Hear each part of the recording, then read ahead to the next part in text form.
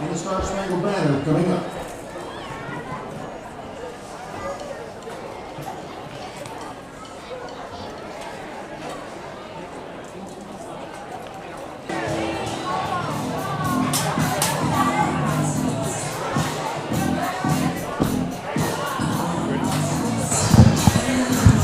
Well, good afternoon, everyone. It is Keith Whitman here with Bret at Mike Carter Field. How you doing, buddy? I feel like we've been here before. I think we have a couple of times, and we have regional final action here between the Harleton Wildcats and the Douglas Indians. We have a good baseball game here, Bret, going on. Got the Northeast Texas versus kind of a Southeast Texas feel. Right. Kind of meeting in the middle here in Tyler tonight. And Harleton may be one of the most, I guess, unknown, very good teams here in East Texas, Keith. You know, and unknown is right for some reason, and I haven't heard until this week that they're as good as they are, and nothing against Douglas. They're a very good baseball team as well, and that's the reason both of them are here. But yes, Harleton has only lost one game this entire season. And it was last week? So, yeah, we got the starting lineups going on right now as we speak. I want to talk about Harleton's pitching, Keith. Yeah, go right ahead. Man, you look at this staff, and of course, you only lose one game, you're going to have some pretty good stats. Right. We got starting tonight is Mr. Carson Wallace on the mound. Keith, he is 11-0 on the year with a 0.21 ERA. Goodness gracious. 127 strikeouts with only 35 walks in 66 innings pitched. If you're, and we'll get to my keys, but man, if you're Douglas looking at those stats, you're like, man, how do we hit this guy? Right. And, you know, I look at how Harleton's looking at this game, putting their ace pitcher on the mound on the first game. Usually, they want to get ahead. Right.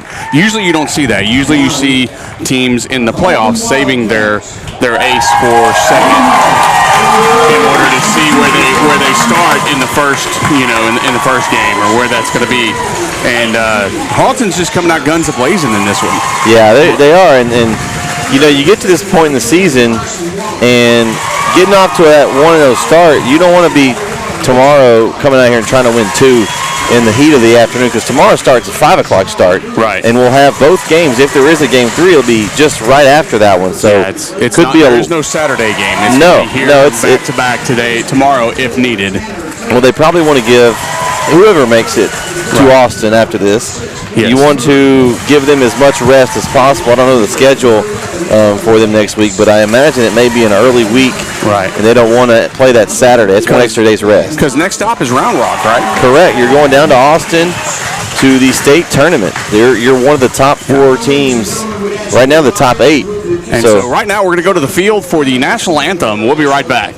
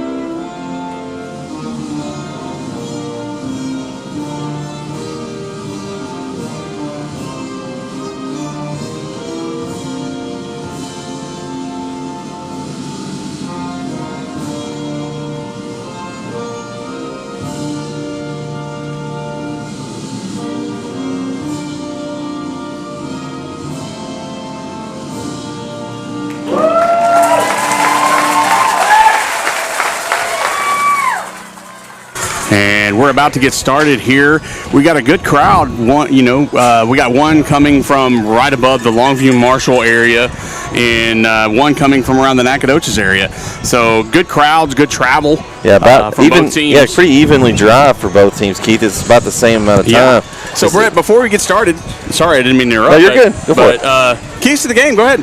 Okay, so we just talked about how dominant Carson Wallace is, and so I think if you're Douglas here, you want to try to not let him get in a rhythm early. So you want to get on base, whether that's get on base with walks, hits, be patient, make him work.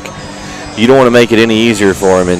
And the southpaw here, Wallace, you don't want to let him get off to a good start. So I think that's key for Douglas looking at this.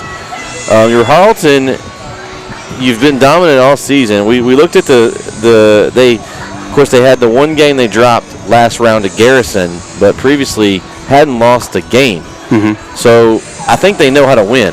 Right. So they probably won different ways this year, but I think it's key for Douglas to kind of dent into Wallace. My second key to this game is big plays.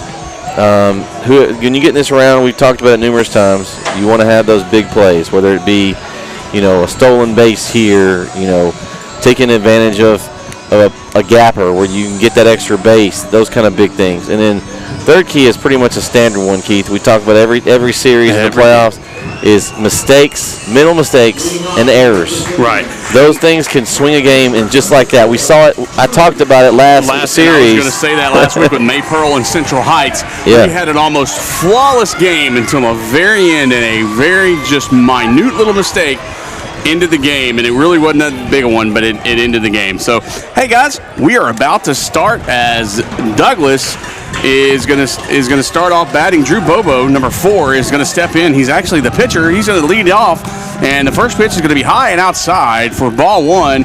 And this regional final game here in East Texas is now underway. And pitch number 2 is in, and it's gonna be high and outside again for ball 2. So 2-0 to Bobo. And if you're listening to us on the radio, the uniforms I was going to mention for that. Douglas is they're sharp. Yeah, that's a good pitch on the outside corner. He's been looking for that one, I believe. Wallace tried 3 pitches, and that one finally caught where it wanted to go. So it's going to be 2 balls and 1 strike to Drew Bobo there, and a swing and a miss. So 2-2 now. And I know we've been talking about Carson Wallace, but I've heard good things about Drew Bobo, the pitcher for the Indians on the other side of the ball. Yeah, multi-sport athlete. We covered them also in basketball. So that one was high and outside. Sorry. And he's got a brother, so you got a couple sets of brothers here on this. And you see that a lot in the smaller schools when you have sets of brothers and sisters on teams. You got 2 sets here. You got Drew and Jace Bobo. And rung him up, Keith. Strike 3. Bobo was halfway to first base. And I believe that was going to be another high and outside. The umpire said that caught the outside corner. And I like this umpire already, too. Yeah. He emphasized that one. He made sure he knew that it was a strikeout. And Drew, like you said, he was already skipping down the line, getting to first base. Yeah. Now Riley Kaufman's going to step in. That one's on the outside corner as well, and we got a lively crowd here. Oh, yeah. The whole town's shut down, Keith, for this. This is one of those old school, you put the close sign on the business. There's a swing and a miss. That was dropped off the table there by Wallace. And that's going to be 0-2 now. Yeah, looking to Kaufman. Looking for another strikeout here early. And another swing and a miss. It's going to be a drop ball, so he's got to throw it to first. But Clark does a good job of keeping the ball in front of him. And now 2 up and 2 down. Well, I see why Wallace has 127 strikeouts, or make that 129 strikeouts in the season. He's got a little breaking ball that kind of just falls there. So now Peyton Bragg is stepping up, so he can see if he can do something. That one's going to be way out, high and off the glove of Mason Clark. And ball 1. So Wallace having a good start so far here in the top of the first. As the windup, and here comes the pitch. That's a good pitch on the outside corner. Ooh. And actually gave it to him. Yeah, he really gave it to him. Mason Clark does a good job of framing it. That was about in the middle of the left-handed batter's box. So you had a good view of that one. Yeah, that was not a strike. Here comes another one. Swing on and miss. Good cut by Bragg, but just couldn't get around on it fast enough. And Wallace is keeping the ball over on the other batter's box. They're having to chase it. Yeah. And a strike out the side, Keith. Wow. So 3 up, 3 down, 3 strikeouts, and down go the Indians here in the top of the first. So, Keith, you've done a lot of baseball this season. I have, yes. Have you seen a strikeout the side yet? No, not yet. That's well, you the just first did. strikeout the side that I have seen. Man, what a the start. Harleton hopefuls on the right side of us are very, very happy with that first top. So I don't see how you could not be. Yeah. That's about as good a start as you can get. Your fielders are going to get bored if you do too many of that. But a good job by Wallace. So we're going to see what the other side can do as Drew Bobo is warming up on the mound for the Indians. We're going to take a short. We'll take a break. We'll talk about it. We're going to take a short break. Our sponsor for this regional final action is Azalea Orthopedics. Don't go anywhere. Struggling with mobility, chronic pain, work, or sports injury? At Azalea Orthopedics, our team of highly trained physicians specialize in complete orthopedic care, pain management, sports medicine, physical medicine, and rehabilitation. If you've sustained a bone or joint injury, have mobility or movement problems, struggle with pain, contact Azalea Orthopedics. We're conveniently located across East Texas, serving 18 counties. When visiting your doctor, urgent care, or hospital, you have a choice. Demand Azalea. At Azalea Orthopedics, your health is our priority.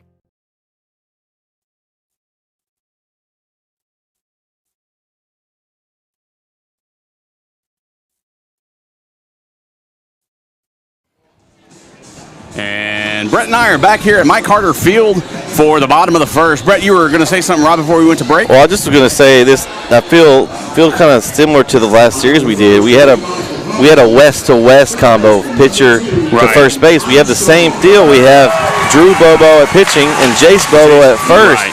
So I don't know what it is about the family combo, but I know it worked out well last series. And it probably will work out well for this one. Because how many times have they thrown back and forth? But you probably imagine all their lines. Little League, high school here, right on up. Dylan Armstrong for Harleton is stepping into the batter's box again with the little hoodie action. We still haven't figured out that one. It must be a trend. It is a trend. And here comes the pitch by Drew. That's going to be fouled off out of play for strike one.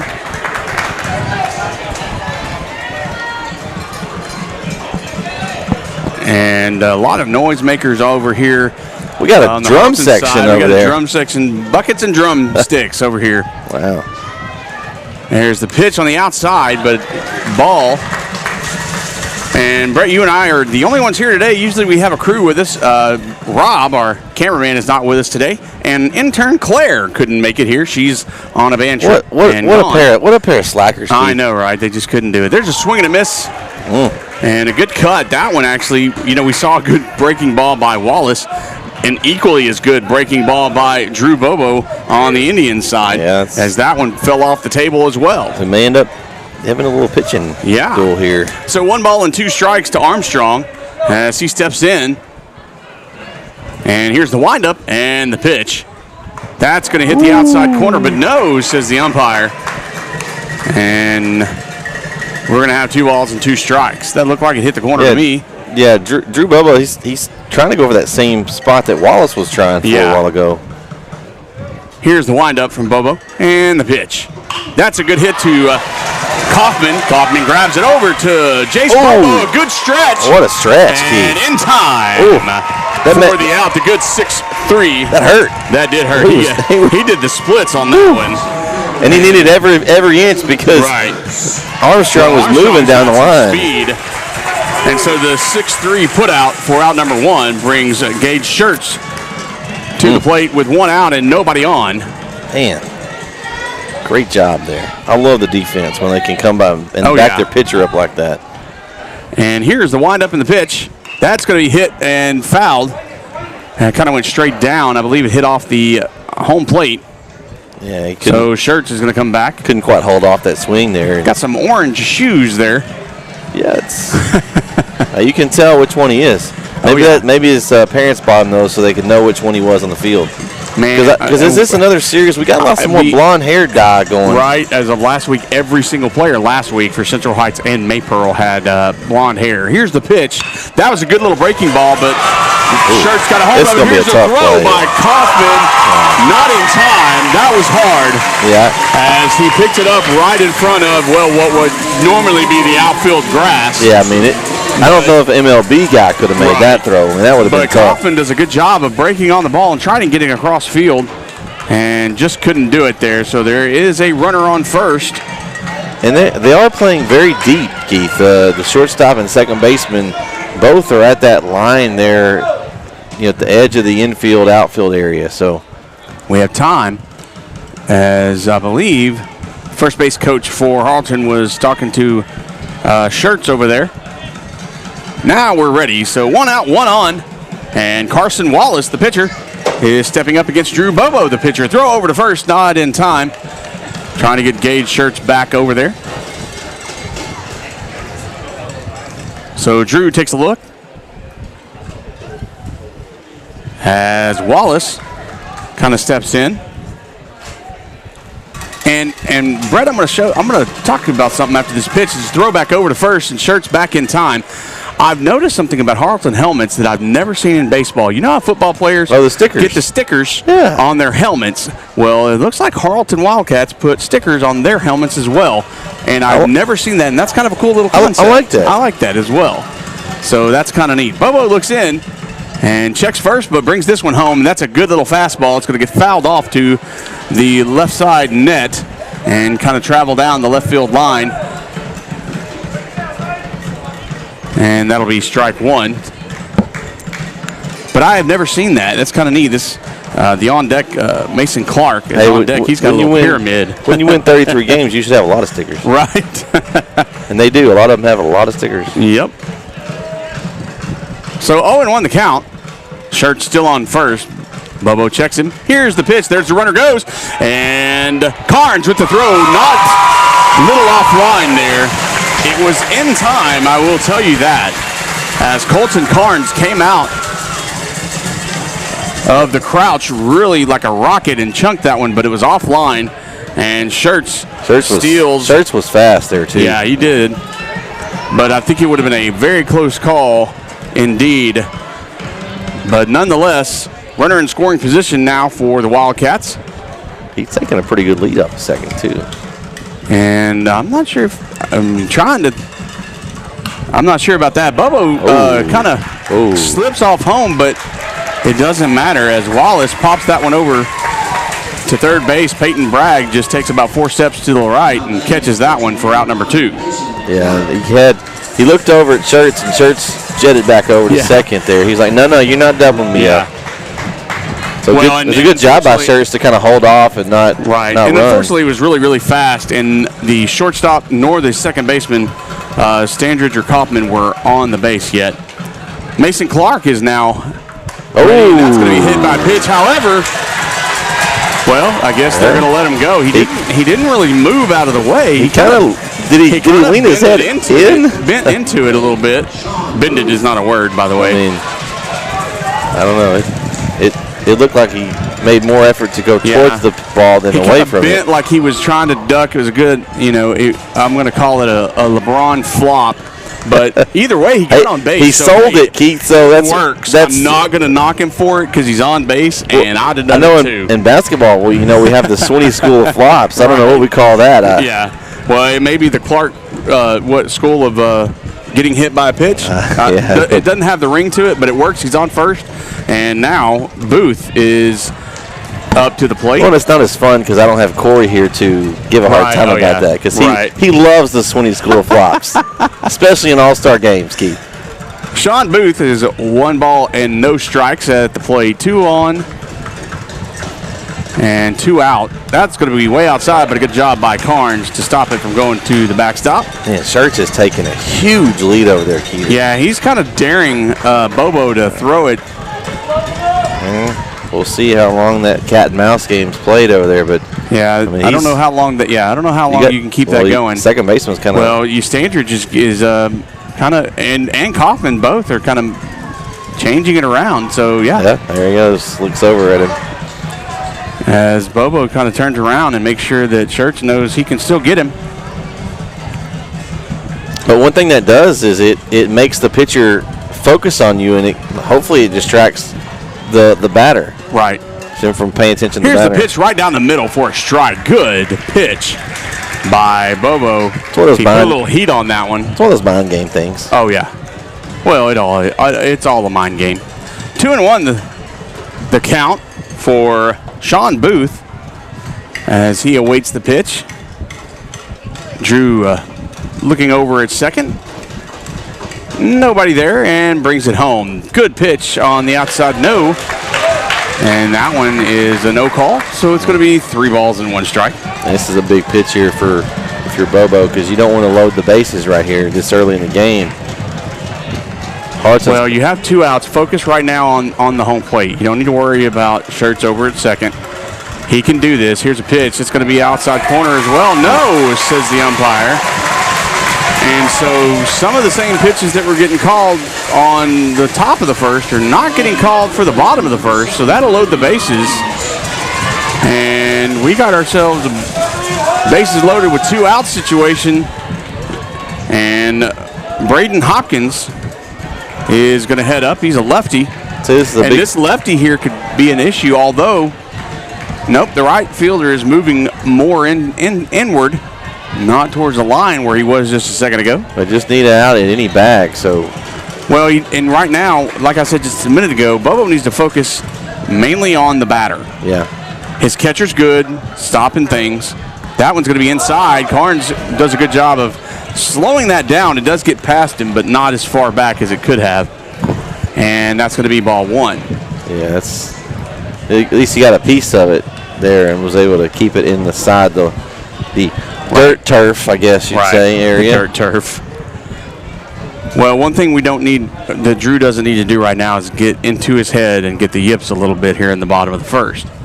Got a long game ahead. He's a good pitcher. That's going to be hit high and over to third base side, but Bragg is there to get out number 3, and a good job by allowing the field behind him to get that 3rd out. And that was 2 different half innings, Keith.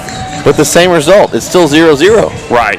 And 3 runners were left on, and that's a good thing, to let happen, and a bad thing for Harleton if it continues throughout the game, if it's going to go. But a kind of a tough start for Drew Bobo. And maybe but he got through it. So if we've seen this several times this year, Keith, where pitcher gets off to a tough start, they kind of settle in and they get better as the game goes. So, if you're Douglas, you're hoping that he settles in now, kind of gets in the groove. Okay, I'm in the series now.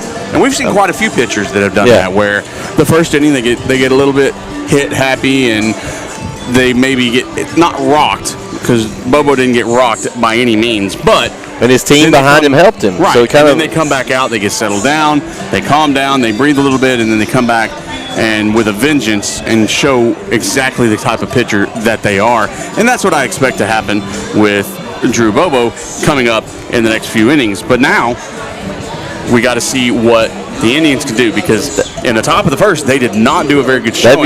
They've got to do something against Carson Wallace here, Keith. Right, because Gavin Robinson's going to come up. He is, the leadoff batter and the number 4 spot hitter. So he's supposed to be the one that can knock it. Let's see if he can do it. Well, Gavin Robinson is going to step in. Should be a good battle here. Yeah. Here's the windup in the pitch from Wallace. That's straight down the middle. I don't know what he was waiting on, but a beautiful pitch by Wallace goes over for strike 1. And here's the windup again from Wallace. Quick pitch action. That's going to be a little low. And 1-1 is now the count.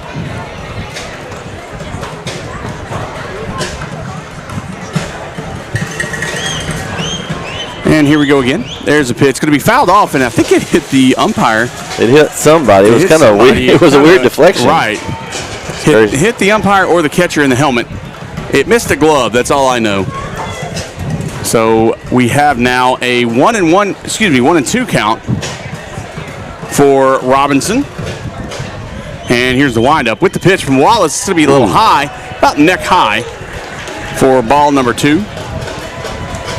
Good job to hold the swings here. That we saw a lot of that in the first inning where they were just swinging at whatever they could. And there's a swing and a strikeout, and the strikeouts continue. That's 4 straight strikeouts by Carson Wallace here. And Jace Bobo is going to step in and see what he can do against this pitcher for the Wildcats. Yeah, he's looking to try to help his brother out, get something going here on the... Well, still no base runner for the Indians. Yeah. Because they've all struck out, There's unfortunately. One thing I know, Keith, you can't score if you don't get on base. Right. And we know they can hit. I mean, you don't make it this far with not being able to hit. So the Indians can hit. We know that. That's high for a ball.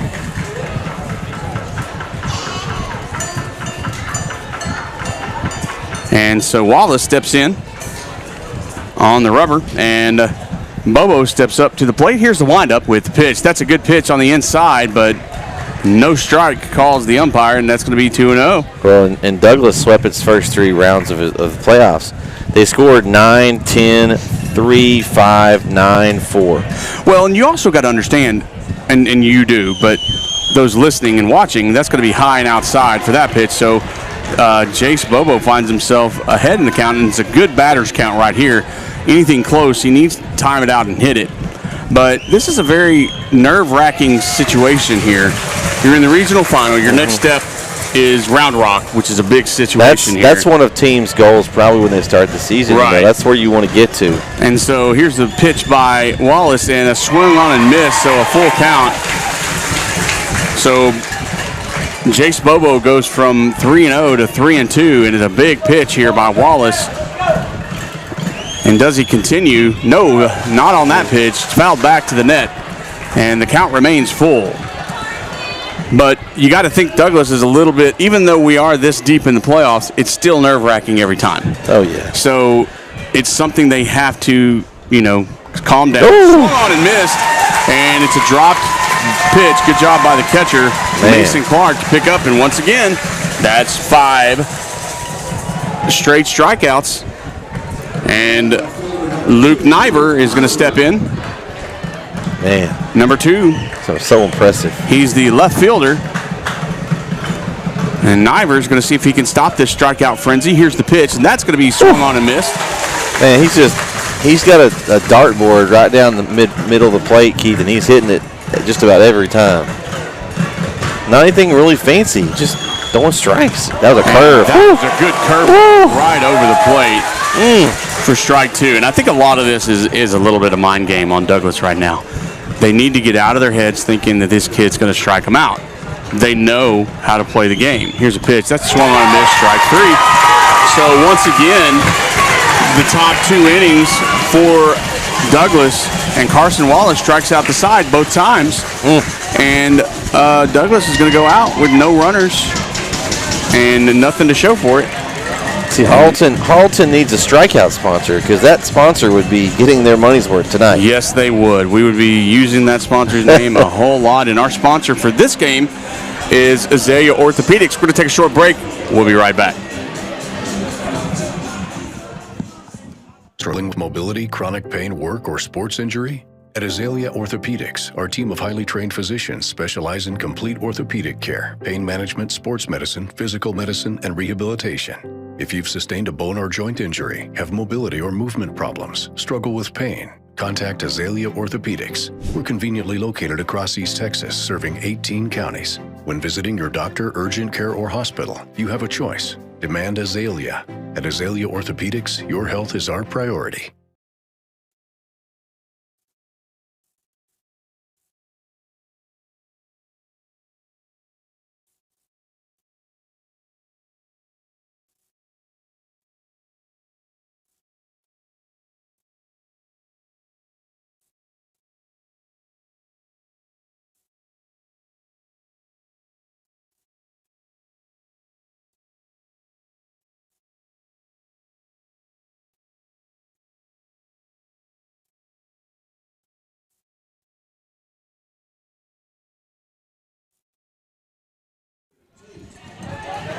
Back at Mike Carter Field, Tanner Tate for the Wildcats is going to step in and meet Drew Bobo for the bottom of the second. Still no score as Carson Wallace has struck out the side at the top of each inning. Drew Bobo did a good job of getting out of trouble as he left 3 runners on base with the bases loaded last inning. Here's the pitch by Bobo. Good pitch. Going to be high. Fly ball behind the plate. And Carnes goes back, but that's back in the stands. And a gentleman, I believe, didn't want to drop his hot dog. Catch that one. I wouldn't either, young man. I wouldn't either. So here we go. It's no balls and 1 strike after that foul ball goes back. And Tanner Tate waits. Here's the windup in the pitch. That's going to be inside and a hit by pitch. But no, says the umpire. Because once again, didn't I hit him? I thought it hit his leg, Keith. Yeah, but he didn't move. And the umpire, I think, just said no. We're not going to let you do that one. It's like he could have gotten out of the way pretty easily on that one. Well, he kind of dipped into it. It's like he must have been doing the Mason Clark school of dipping into the, but it didn't work. It worked for Mason Clark. He did that one beautifully, but I don't believe Tanner Tate needs to work a little bit more and watch the tapes for it. Yeah. Bobo looks in. Here's the windup and the pitch, and that one's a good breaking ball. And they appealed down to first, and nothing doing. Looked pretty good from here. It did look like a good pitch. And not sure what was missing on that, but it might have been a little bit too low. So here's another one. That one, however, was right on the money and on target and strike, says the umpire. So it will even the count at 2.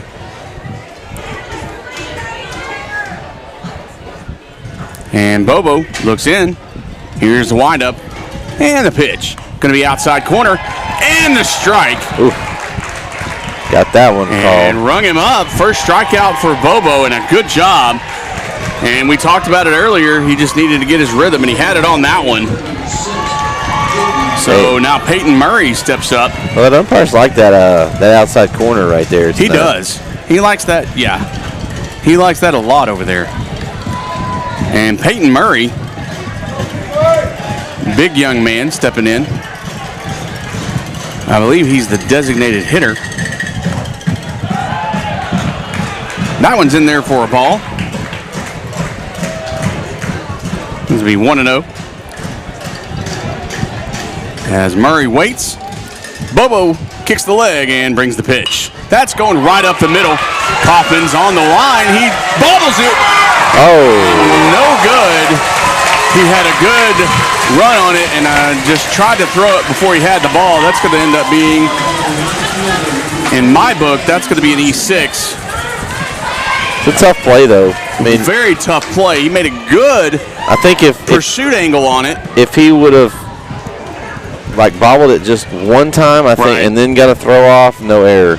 Right. But after he bobbled it a couple times, I think you're right, Keith. I think that's going to be an error. And it looks like they're going to give him a base hit for that, which, I mean, okay. I don't want to give a player an error on my end, and I'm not the official scorekeeper, but that, to me, would have been an out. Kaufman had a good run on it. He did a good job. That was in there for a strike, by the way. And he had the ability and the arm strength, I believe, to throw. Murray was, no offense, he's not a speed demon. No. But he would have been thrown out. But the official call is a base hit, so we're going to go with it as well. And in all essence, it's an out. And, I mean, it's not an out, so it's a hit, an error, whatever. Either way, there's a base runner. Yep. And that'll put Cameron Johnson, who's set up there with no balls and 1 strike. They just they just threw over to Peyton Murray over there. That's going to be a bunt down the first base line. Nice bunt. And it's a toss, but Johnson beats the run. Wow. And that puts 2 runners on. A good bunt down the first base line. Then the sacrifice bunt works to perfection. No sacrifice was in.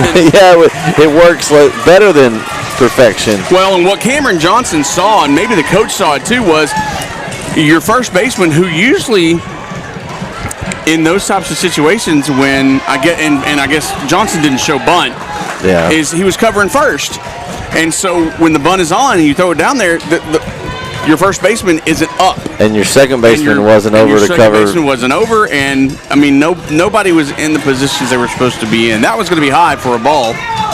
It's a nice job by Johnson. Took advantage of the, I guess, I wouldn't call that a mistake, more of a mental mistake on the part of, it was just because they you got to know when the bunt does happen, your second baseman's got to get over there. And Armstrong with a good hit out into right center field as Carnes gets over. There's the good throw, and a relay not going to go as Kaufman cuts it off. The sacrifice fly by Dylan Armstrong puts runners at the corners. And the reason I talk about that is, it can happen, but those little things right there, if they cover the bag there and they're able to get that out, now the inning's over right there on that fly out, Keith, and we're out with zeros. That gives Harleton an extra at bat here, and those are the kind of things that can make a difference in scoring more runs. And they're going to appeal. The coach is going to have Bobo walk over, run over, and tag the base, and because they don't believe that Murray tagged up on the throw, on the catch. I guess they probably thought he left too soon. Left too soon. But it's always good to check. Yeah. It doesn't hurt you. And we have time on the field as Colton Carnes steps out and gives everybody what they need to do. Gage Schertz, who had a base hit back in the first, steps in with runners at the corners. Yeah, if you were Drew Bobo here, just worry about that player at the plate here, and you got one out to get out of this inning here. No foul here. If the runner goes, you just let him. Talking about the runner first? Yeah. Oh, yeah. Well, no, I'm talking about the runner. I thought you were asking me. No. Yes, I'm saying if the runner goes at first, you want to let him. Yeah. You don't want to absolutely have an opportunity for that run at third to come in. Here's the pitch. That's going to be an awesome breaking ball. Wow. Great. That one just came right over and kind of buckled Schertz there a little bit. And that's going to be strike one. 0-1 the count. Great job by Bobo. He takes a look in. The Noisemakers fans over on the Harleton side stepping up their game. There's a throw over to first, and not in time, almost though. There's a lot of media here, Keith. There really is. Probably one of the most media-attended games we've been to. Of course, we are regional finals. Yeah. And there's not a lot of games in this area, which is probably the reason. But you got 1, 2, 3 video cameras around us, not counting ours doing the game. So. And then you got newspaper. There's a throw over to first. Yeah, couple newspapers, couple and different TV, newspapers. yeah. These guys are left of us are from the Daily Sentinel in Nacogdoches. Yep. You got a radio station to our right. Yeah.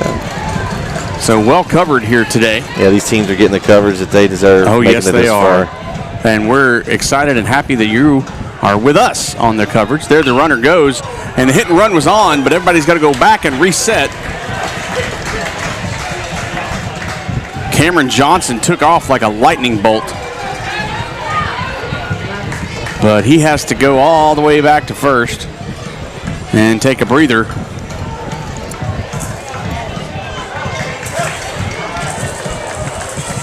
And the count advances to 0-2 right now. So 2 on, 2 outs, 2 strikes, and number 22 at the plate. I just wanted to do that.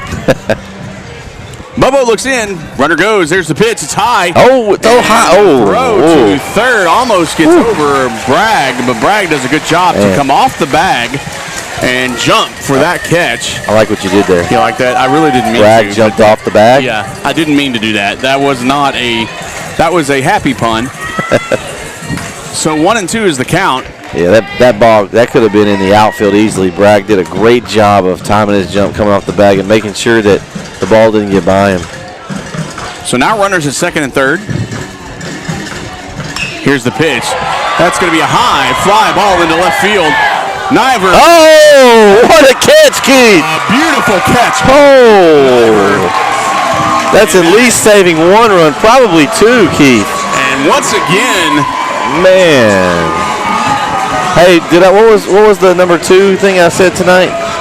big play. I think that constitutes a big play right there. And once again, runners are left on for Harleton, and no runs come in. Man, what a play. And great job by Luke Nyber, the left fielder, to get onto that one. I mean, he had his jetpack on, and he chased that one down in the gap. Man, that would be on ESPN's Plays of the Week on that one, because that was a beautiful slide run catch that he had there. And that is why we talked about the little mistake earlier gave him the extra out, but they made a big play to counter the mistake, and that got him out of the inning. And here's the thing, as well as Carson Wallace has pitched, it's tied, Keith. Right. There's nobody ahead in this game. Well, you would look at the way the game is gone. You would think Harleton would be up, 2 or 3 to nothing right now, but Douglas has done what they needed to do, and what they've done all season, and that's play good baseball. Exactly. So that's why these teams are here. Because and don't get me wrong, we haven't been able to see Harleton's outfield play yet because Wallace has struck out. We have no idea what they. But it's regional final baseball. Yeah, they made it here for a reason. This is great baseball here. It's beautiful to watch. And now Colton Carnes, number 13, is going to step up, and we're going to see if this can change or if Carson Wallace can continue the trend.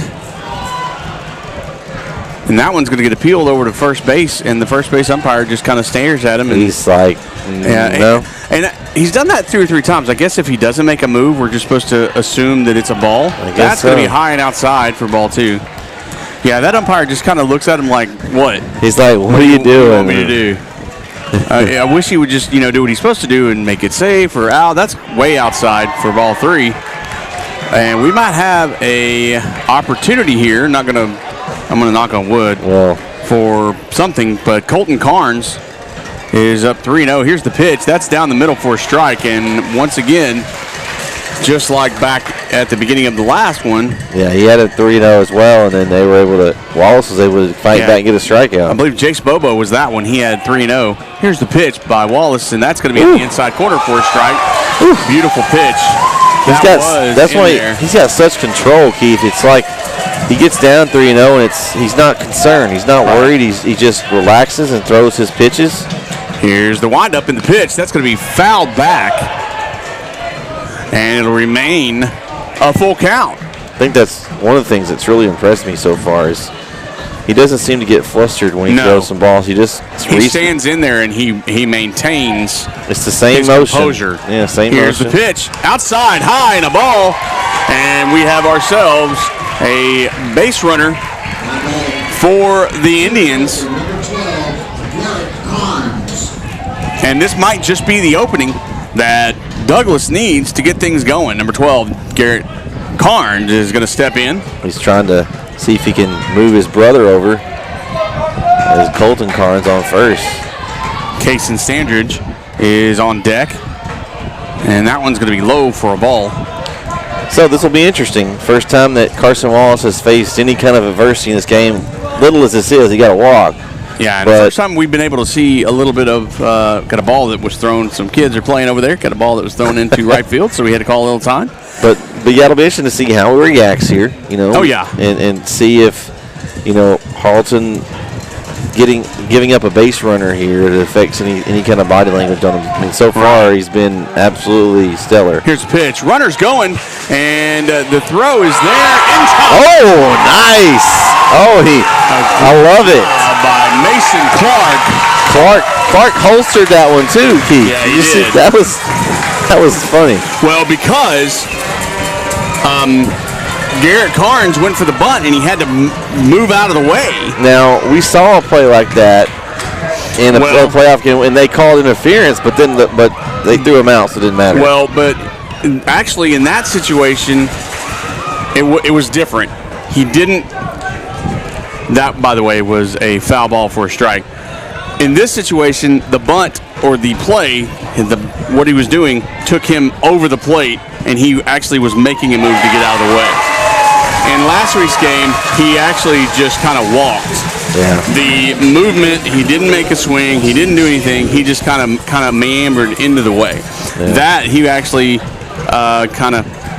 the movement of the. But it was a harder throw. That was a tough throw because he had to throw over him. And that was a strikeout, by the way. Whew. So another strikeout by Wallace. Sorry about that. We just kind of got off. Here's the windup of the pitch by Wallace. That's going to be a hit by pitch. And so we got another base runner. 2 outs, though, as Kaysen Standrich will go over and take his place at first base. And we're back to the top of the lineup as Drew Bobo steps in. And that was actually the first left-hander, I believe. Well, he likes throwing. Throwing to that left-handed side of the box. I was going to say he likes throwing into the left-hander batter's box and about the middle that gets called strike sometimes. And that one hit. See, that's still going over towards that side. But that one's in there for a ball. So Bobo stands in with a runner on first in Kaysen Standrich.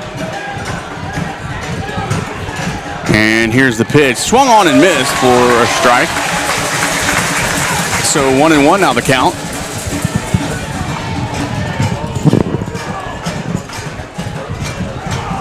And we're ready here. Carson Wallace looks over, checks the runner at first, and brings the pitch home. That's a little curveball, but it's going to be outside for a ball.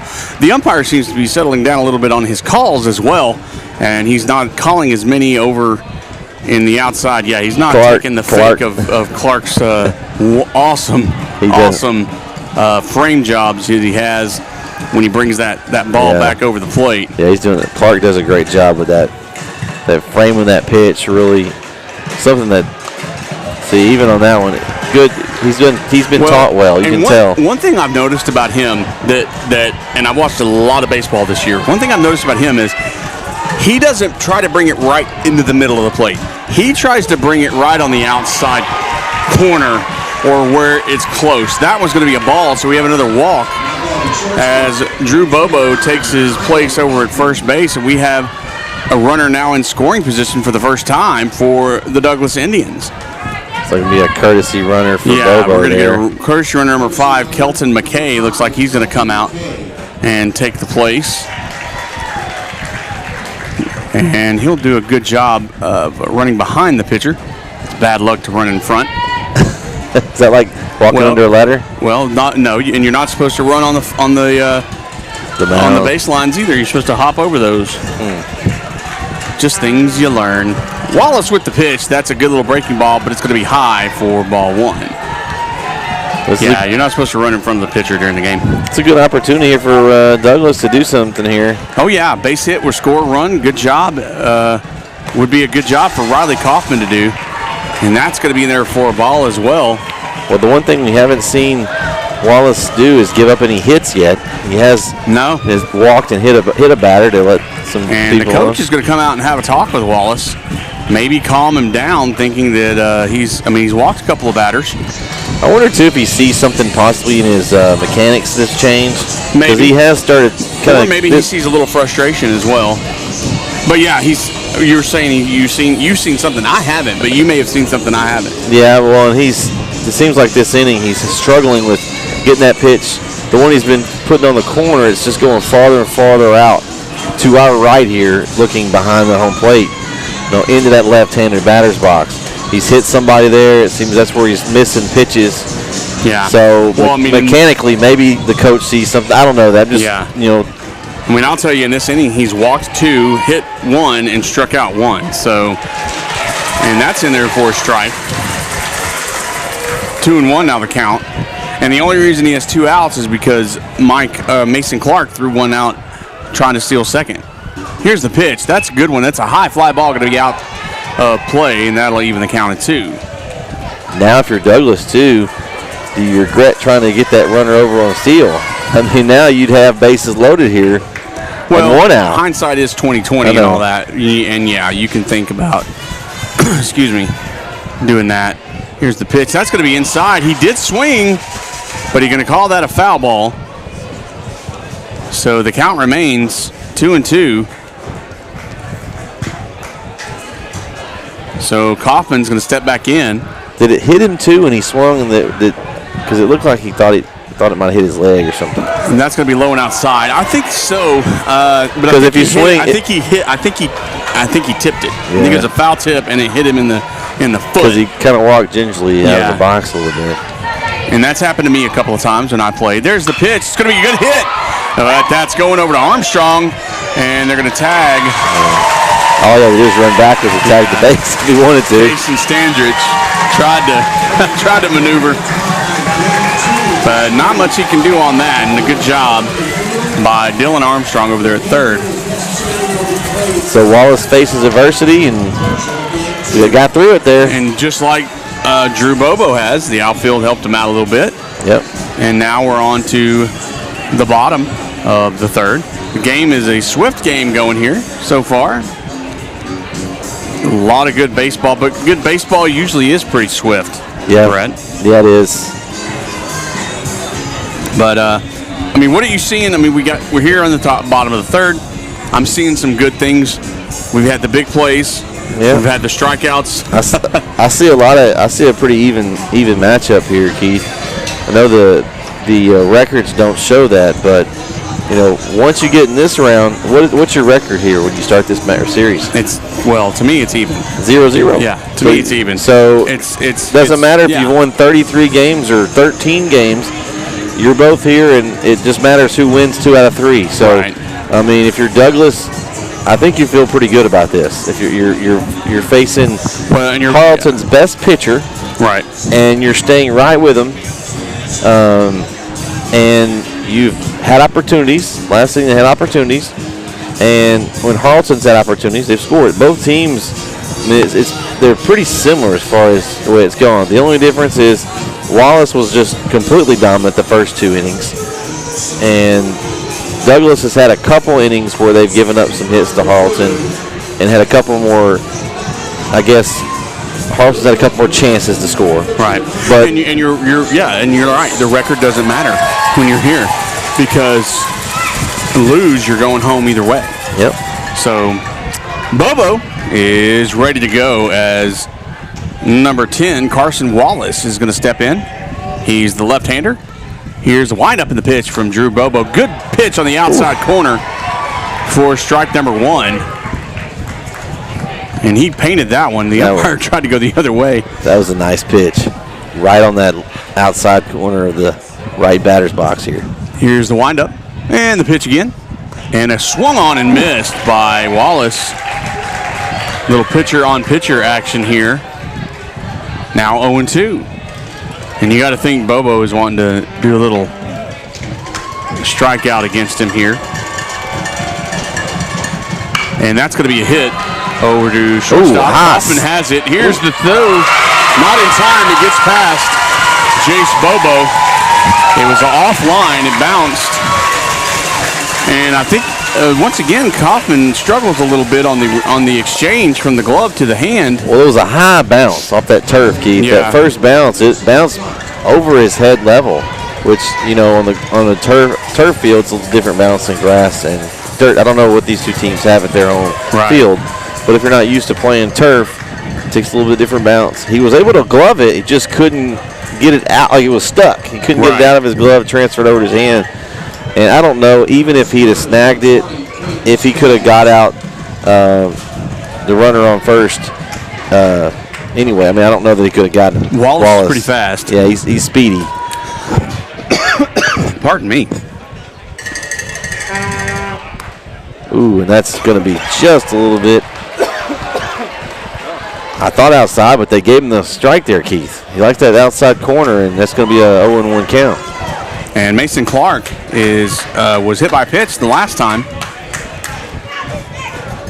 So we'll see what he can do this time. Bobo throws over to first, almost gets him, but it gets away from Jace. Kind of bounces off his glove.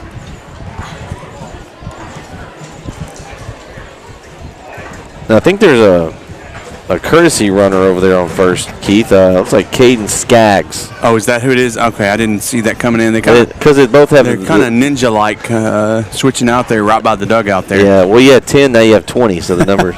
Runner goes, and it was kind of close and almost hit him. Oh, and all the way in the outfield. And the runner's going to third. Oh. And the throw from the outfield as Carnes throws it offline. Brad could not get it, but a good job by Drew Bobo to back it up and keep it from going any further as Skaggs makes it all the way to third on the steal. So now we have the opportunity 90 feet away to have our first run of the ball game. And a big run it would be here in this one. And a 1-1 count. And here's the pitch. That's going to be on the outside corner high, and that's called a ball. So now 2-1 is the count. And these Harleton fans are chomping at the bit. They're ready to get loud, I think. They're ready to get that score across, but the Douglas fans are ready for that not to happen. They're hoping that Bobo can do his magic. That's going to be on the outside for a ball, so 3-1 now the count, with nobody out and a runner on third.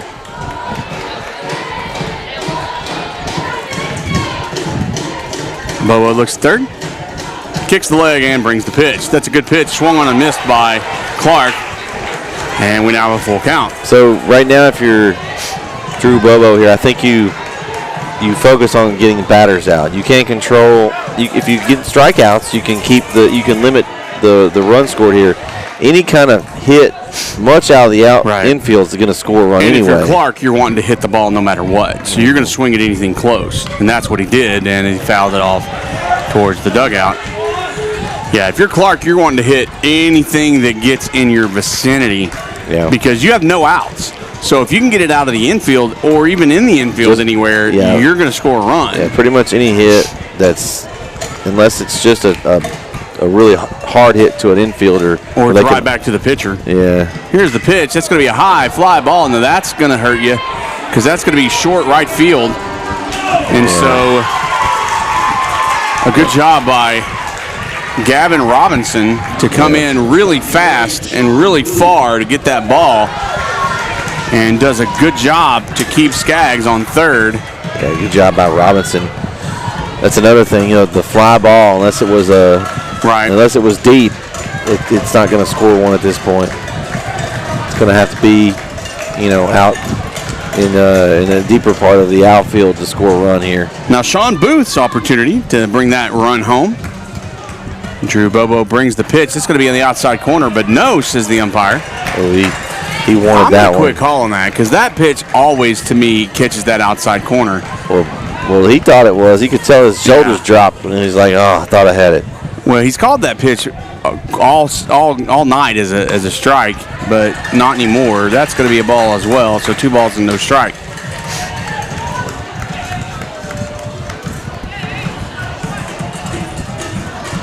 And the buckets and stuff are going crazy over here on the Harleton side. As Bobo brings the pitch, that's going to be inside corner, and no, says the umpire. Shakes his head on that. As I guess everybody thought that was going to be a strike, so he preemptively shook his head no. So now 3 balls and no strikes. I think if you shake your head no like that, you know you missed the call because he shook it immediately afterwards. Bobo looks in and checks third, brings the pitch. And again, a pitch that is a strike gets called a ball, and even the coach and the fans, and I think some of the Harleton fans are even looking at each other going, really? So that's going to be a walk, and that's just not understanding what's going on here. Neither the frustration is mounting and showing on Drew Bobo. Mannerisms in his face, and I think the coach just is heading out there to talk to him and tell him to not worry about it. Yeah, just settle him down a little bit. Yeah. Right now you got 1 out. You can understand the frustration. A double play is in play here. If he can get a ground out to an infielder where it's a sharp grounder. Right. Could get a double play, get out of the inning. I think right now you would be okay with giving up. You don't want to give up a run anyway, but you'd be okay with just giving up one if you could get out of this inning without any more damage. Right. So if you're Bobo, you just want to make sure you don't do anything else here. You don't want to give up a big hit where you possibly a 2-run score. You got a guy on first here he's got some pretty good speed, and so you don't want to make this inning any bigger than you have to. You want to try to limit the damage. If you can get out without a score and he runs, that's excellent. Yeah. But you definitely don't want to try to, I guess, work too hard and overcompensate and turn this 1-run inning into a 3 or 4-run inning. And we've seen that happen before where you try to force it and then it ends up biting you in the behind on that as well. So the conference on the mound is over. The umpire had to go out there and end it early.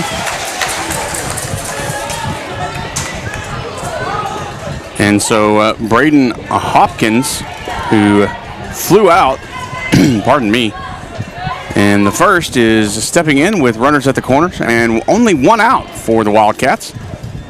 Bobo checks the runners, steps off the rubber and regains his composure.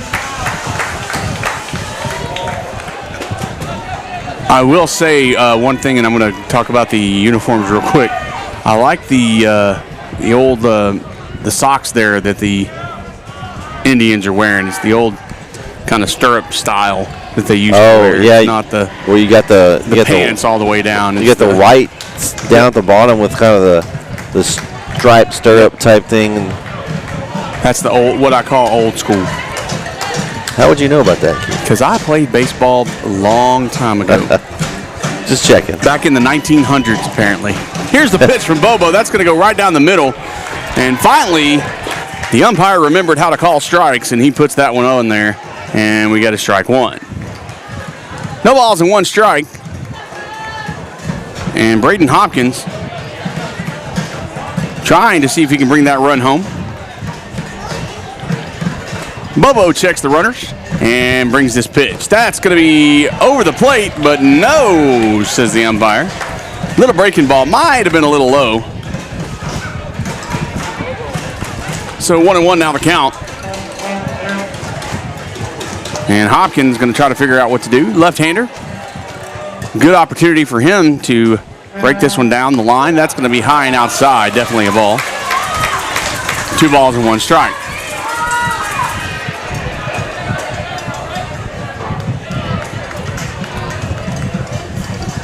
And haven't seen the first base runner, Sean Booth, trying to do anything yet.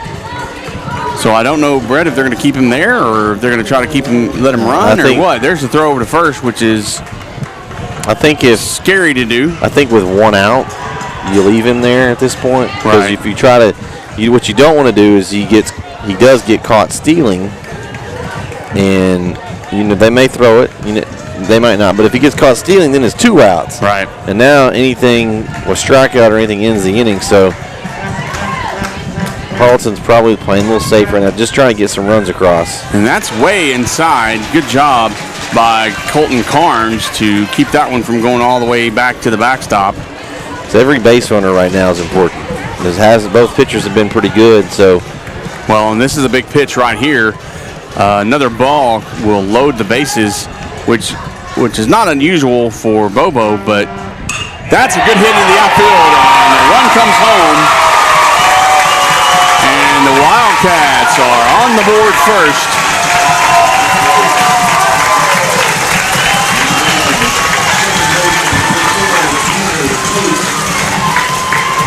So a base hit by Braden Hopkins puts a run in. It's an RBI single. It's a big run in this game. Well, it's been played. So sure, yeah.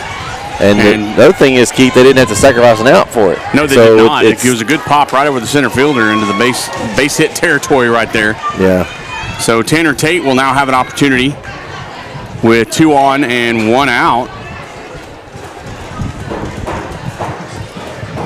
And another base hit will score a run. Here's the pitch. That's going to be low and outside. And it looks like Bobo is getting a little bit into his head there. and trying to force pitches that he normally hasn't been over the last couple of innings. Yeah, we talked about it a while ago. Just, the one runs in, but concentrate on the batter. Try to get the out here and limit the damage. Yeah. Bobo checks second. Looks like Tate may. He's faking bunt, but that's in there for a strike either way. I don't know if he's toying with Bobo or not. Might be. He struck out. Tanner Tate struck out the last inning at his last at bat. Here's the pitch. That's going to be high.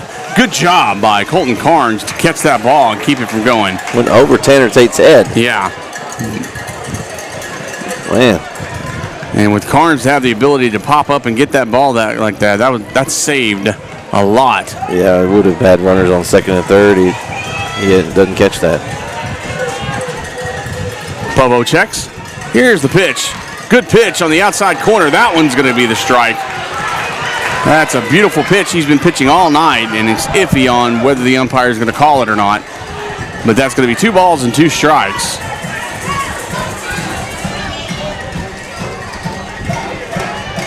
Bobo gets the sign and turns. And nobody was there to throw it to. But Carson Wallace. No, that's not Wallace. I apologize. Trying to figure out who is out there on second. That Booth? Might be Booth. I believe that is Booth. That's Booth.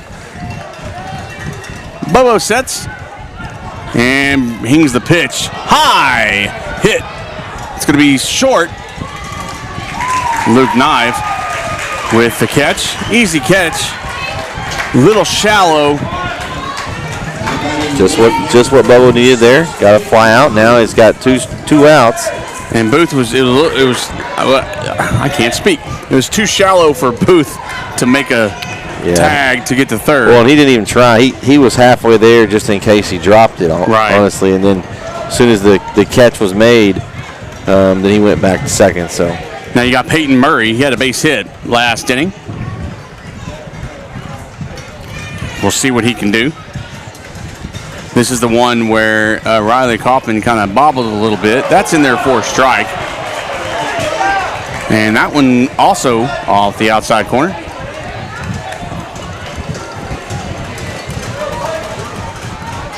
Now Bobo taking a look in. Time is called as Bobo was taking a little bit too long. And the coach for Douglas trying to get the signs in as fast as possible to everybody. Now they got it. Bobo sets, checks the runner at second, kicks the leg and brings it home. That's on the outside corner as well. Strike 2. Well, 1 strike away here for Bobo. If he can get this last strike. Yep. I think your coach over there, Coach from Douglas, is going to be happy to limit that just to 1 run here. Yeah, to come away with just 1 run after that is a good job by Bobo and the Indians behind him.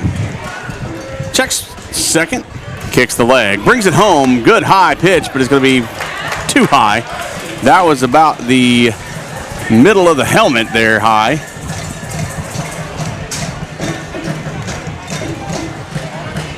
Now we have 1 ball and 2 strikes.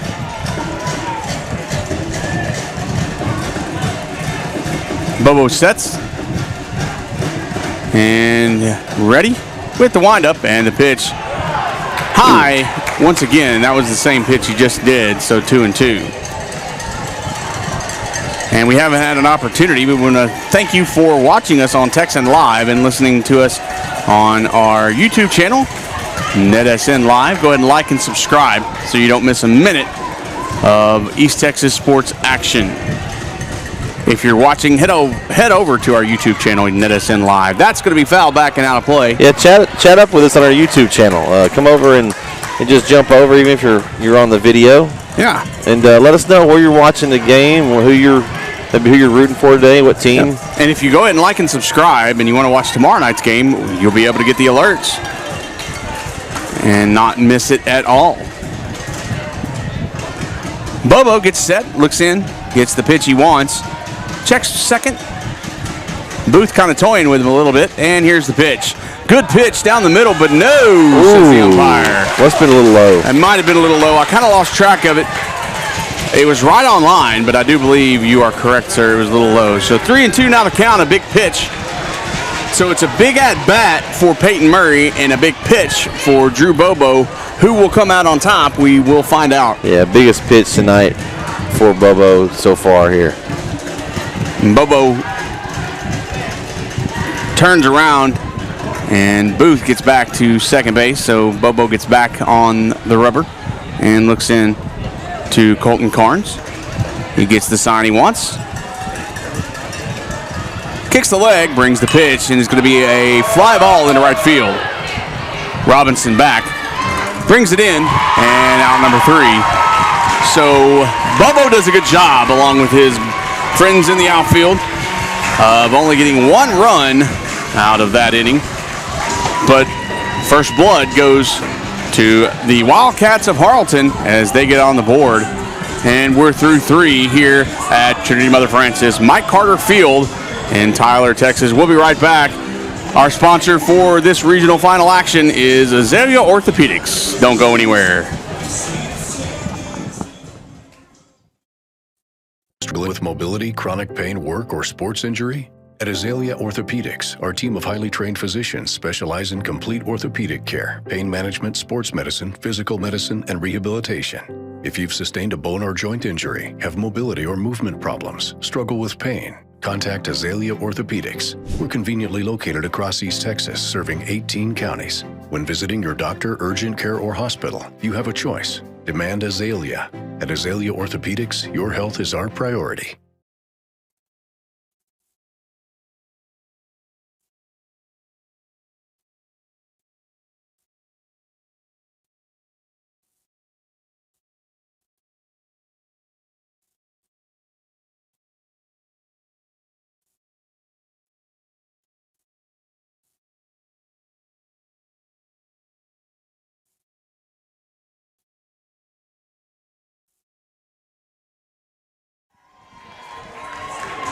We are back at Mike Carter Field. Peyton Bragg for the Indians is going to step in here at the top of the 4th. He struck out back in the first inning. Here's the pitch by Wallace. That's going to be hit by pitch. So just like that, the Indians are going to have a runner on first to get things started. That's a decent start to the inning there, I would say. That's how you want to do it. Unfortunately, when Wallace has been off, he's been off. Right. When he's been on, he's been on. It's either striking out folks or he's walking or hitting people. Still no hits allowed. So Gavin Robinson now is going to swing at that first pitch. He's responsible for the final out of the last inning. And he's going to end up with strike 1 here, fouling off that first pitch.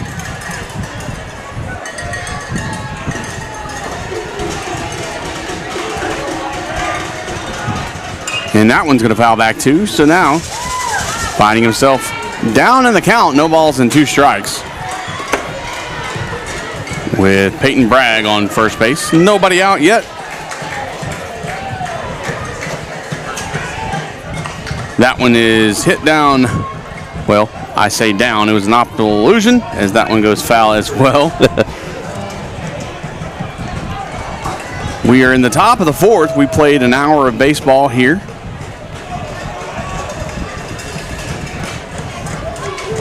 And a good fan base for both sides. That one's also fouled off, so it looks like Gavin Robinson not going to go away quietly. he's battling here against Wallace. Well, he struck out in the 2nd inning, so he's hoping not to do that in the 4th.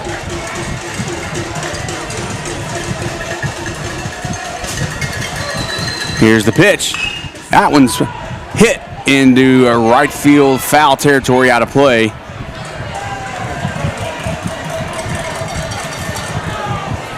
So we're back to the drawing board.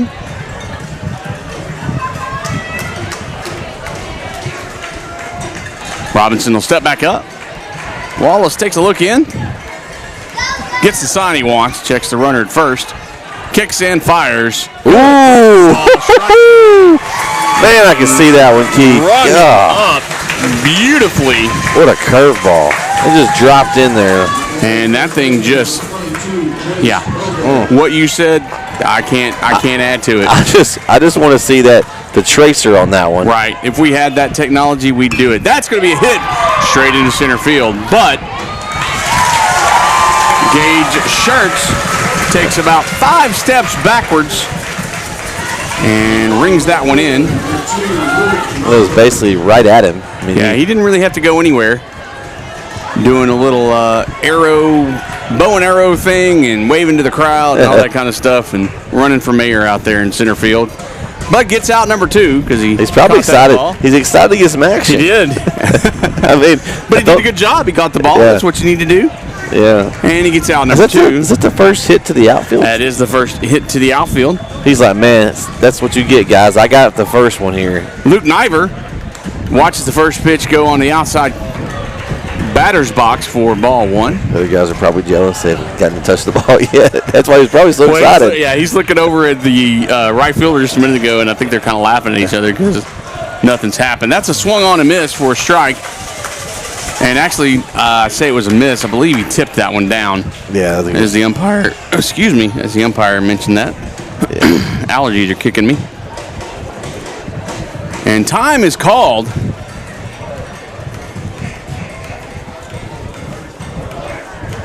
I'm just glad it's not. The weather's been nice. I mean, we got the fans blowing on us here, but overall, it's not too hot. It's a beautiful night. Got a little, almost full moon going out there. It's a blue sky. It was probably one of the coolest Mays that I can remember in a long time. Except for last Saturday when we were at White House. But it was still only like 80-something degrees. Well, I'm bald, old, and fat, so it was hot for me sitting out in the sun. I mean, it was, but... Here's a pitch and a great... again. And if we had a tracer, that would be beautiful.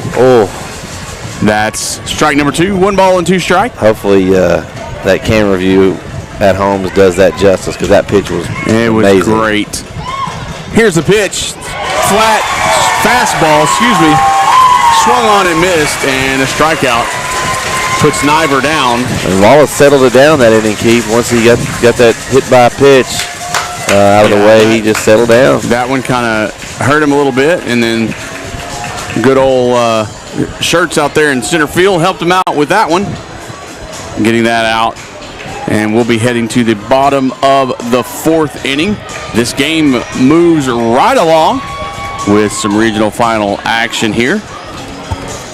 And Drew Bobo still at the helm for the Indians. And rightfully so. He's pitched a very good ball game despite what it is. Yep. But I wanted to mention something real quick. If you look over there at the under the H on the top, we got a little bit of a no-hitter going on. Do we say that? You shouldn't have said that. Yeah, I'm going to say it. Yeah, we got a little bit of a no-hitter going on here in the bottom of the 4th by Wallace. He's done a great job. Have you called a no-hitter yet this year, Keith? I have not. I have not called a no-hitter, and we possibly could get one. However, we possibly could not. Yeah. But and you look at the other side of the board. I mean, only giving up 5 hits from Bobo. I mean, that's not bad as well. This is a tough matchup, man. Just 2. It's awesome baseball. I'm loving it. Every minute of it. Both sides. The fans are great. The teams are playing great. You're not seeing any kind of emotional outbursts or any kind of unsportsmanlike play or really anything. It's really a great place to watch and 2 great teams to watch as well. And it's quite enjoyable to call. And Cam Johnson, who made a beautiful bunt back in the 2nd inning to advance runners. A bunt hit, yeah. Made a base hit, bunt. Is going to step up, and he'll be the first here in the bottom of the 4th. Bobo gets ready. Hit the windup, and here's the pitch. Good pitch on a swung on and miss. Nice pitch from Bobo. Pardon me. And a good cut by Johnson. Just could not get around on it fast enough. Both pitchers have just brought good stuff tonight. Well, both of them have great breaking balls. And that one is on the inside corner for strike 2. Fans didn't like that one for Harleton. Yeah. But I will have to say that one caught the inside corner from what I could see. Here's the pitch. That one's outside. That one is a ball. So 1-2 is the count. He's trying to get in the chase a little bit there. Yeah, I think he was trying to see if he'd go fishing on that one. Johnson's a little bit too smart. Did not go fishing. That's why he has all those stickers on the back of his helmet there. Here's the windup and the pitch for Bobo. Good breaking ball. Ooh, he did go fish on that one. He got full, but he stayed alive.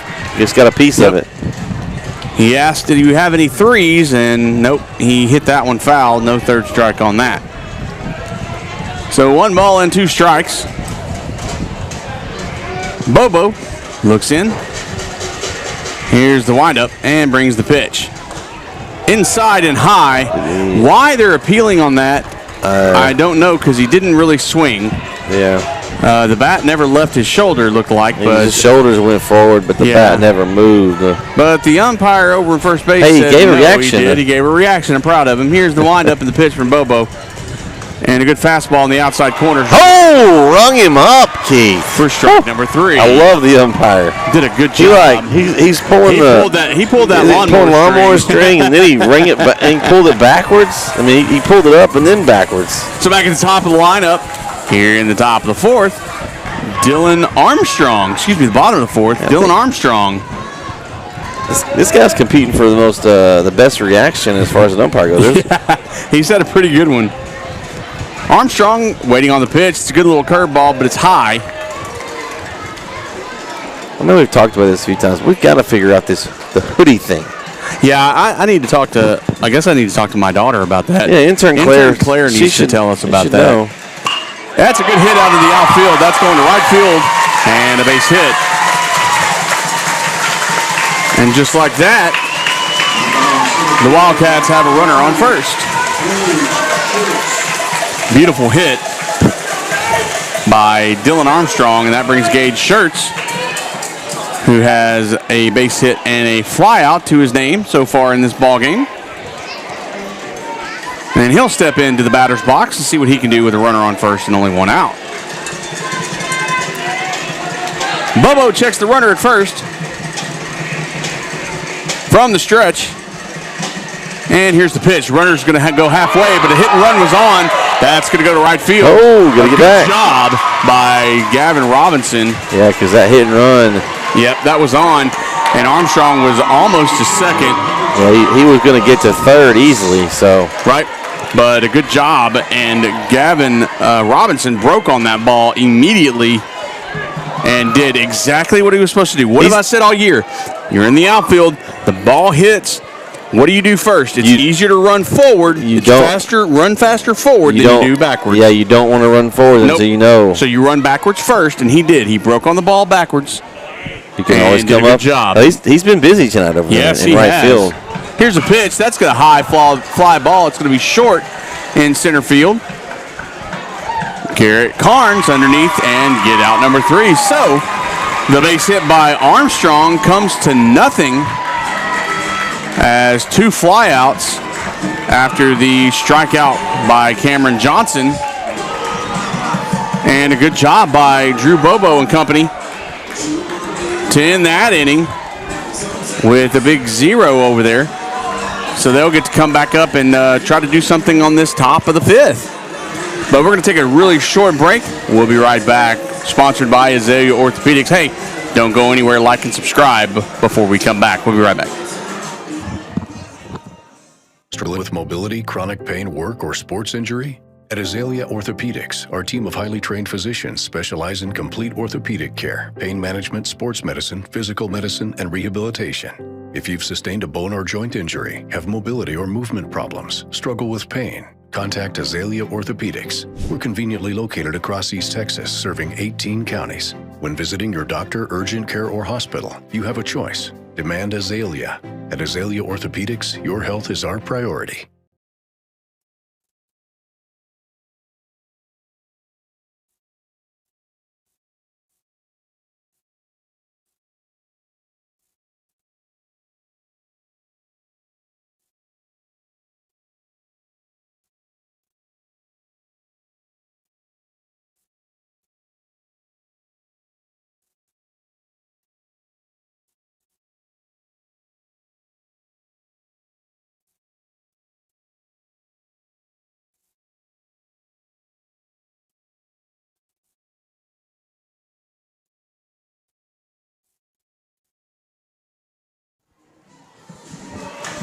We are back at the top of the 5th here.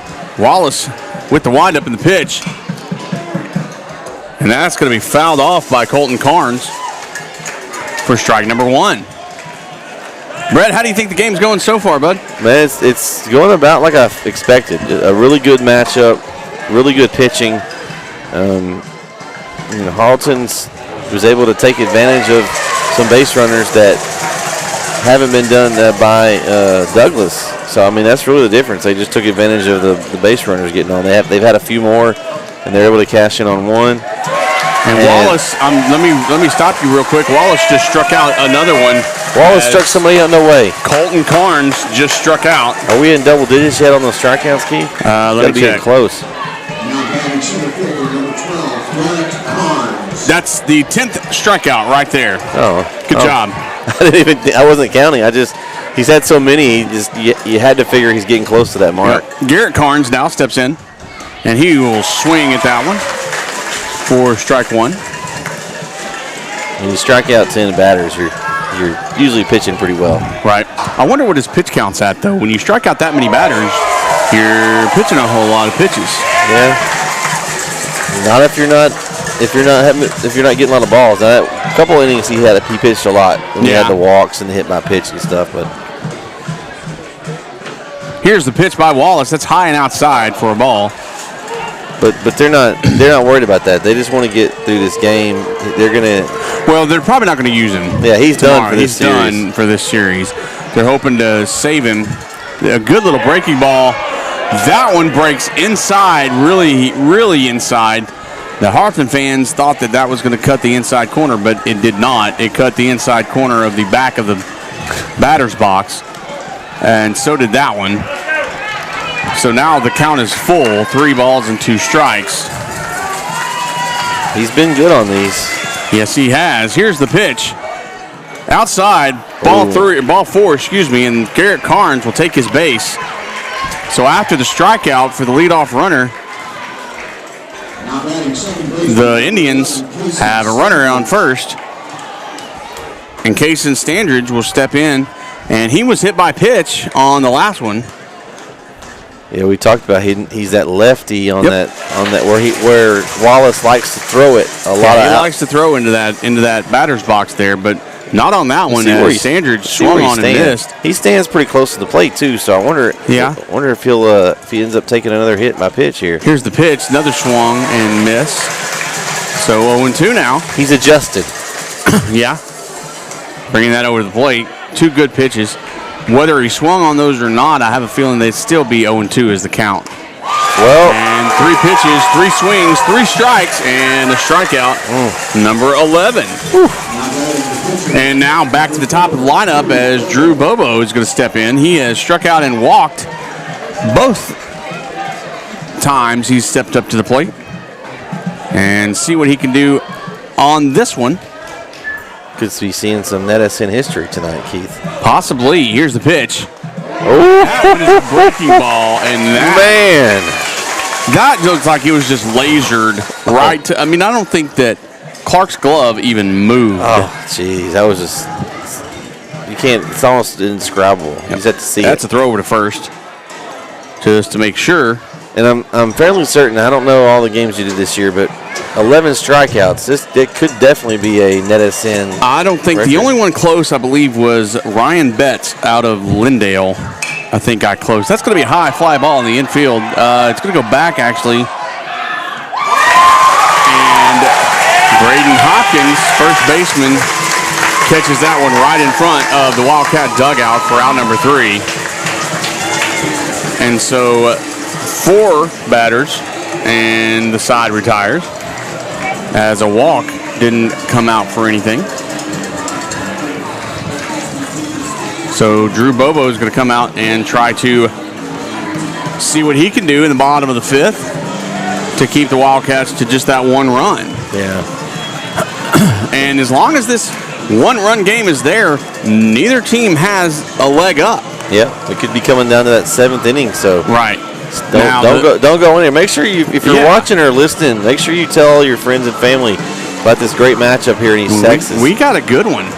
if you like baseball, it doesn't matter what team you're rooting for. In East if Texas, you like baseball, there's nobody left, Keith. Right. Pretty much everybody's out. These two teams one of these teams will be representing East Texas next week.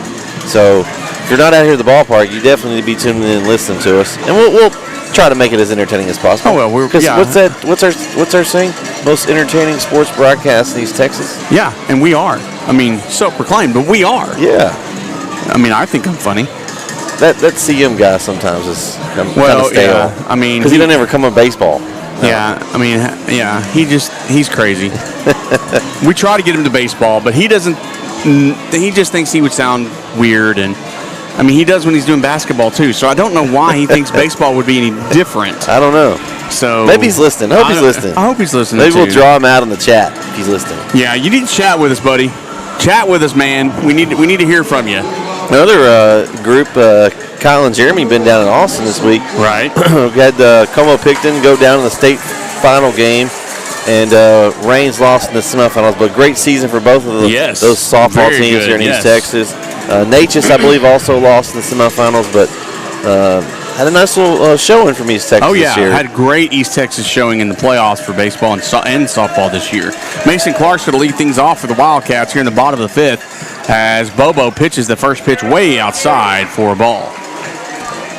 Yeah, we've had a lot of good baseball. For our first year to do baseball, this has been a fantastic season for us to do it. I have enjoyed every second of it. Here's a pitch. That's on the outside corner and called a strike. So now 1-1 is the count. This is supposed to be my off season, but I feel like I've been doing this so a while. Oh, yeah, it's been a long season. I'm not going to lie. We've done a lot of games. I haven't even counted how many games we've done. It's been fun, though. Oh, yeah, here's the pitch. That's going to catch the corner, and strike number 2. And if you're interested in having us do some of your teams, if you're out there listening to this and you're in the Northeast Texas area, let us know. We'd love to get you guys in and stream some of your sporting events. That's going to catch the outside corner, but no, it actually didn't. That was going to be a little bit too far. And we don't just do baseball. No, we don't. We do football. We do volleyball. Volleyball's a new one. Volleyball. We're going to try to do that next year. See how that goes for us. Here's a pitch. That's going to be the same spot as the last one and the same result. And it's going to be a 3-2 count. Basketball. Yes. And then, of course, baseball again next year. And softball. So, yeah, this was our first year to do baseball and softball. Next year, we're hoping to advance a little bit, make it a little bit better. Good hit. And right in the gap. In the gap. That's going to go all the way to the wall. And Clark is going to round second. Going for 3. Oh, he falls. Oh, man. And he was on his way to third. He literally, the turf monster, grabbed his foot and would not let him go. Oh, man. Now, he tripped over second base. He was making that turn. He was moving, Keith. And he was cruising. A great hit. That one went into the gap all the way. And is that a courtesy runner? Courtesy runner number 12, Caleb Correa. Caleb Correa is going to come in. Man. But a wonderful hit. Ended up with a wonderfully tragic break there by the Wildcats. It's one of those, if it was in slow motion, it could have been. I wish we had replay. Oh, no. And I'm going to try to get that if we can at one point. That's going to be a high pitch for a ball there by Bobo. Oh, man. But that would have been funny to play back and show you guys. His teammates are going to probably give him a hard time about the fans, too. And he kind of played to the fans, did a great job, gracefully falling. My dad would have called that self-tackleization. A good pitch. A hit down first base. And Jace Bobo tried to catch it. It bounced off his glove, and that kept it fair. So Correa will move on to third base, and that puts runners at the corners. And once again, as you can tell, the Harleton faithful are getting a little loud over here, Keith. Yes, they are. And once again, the Wildcats are knocking at the door.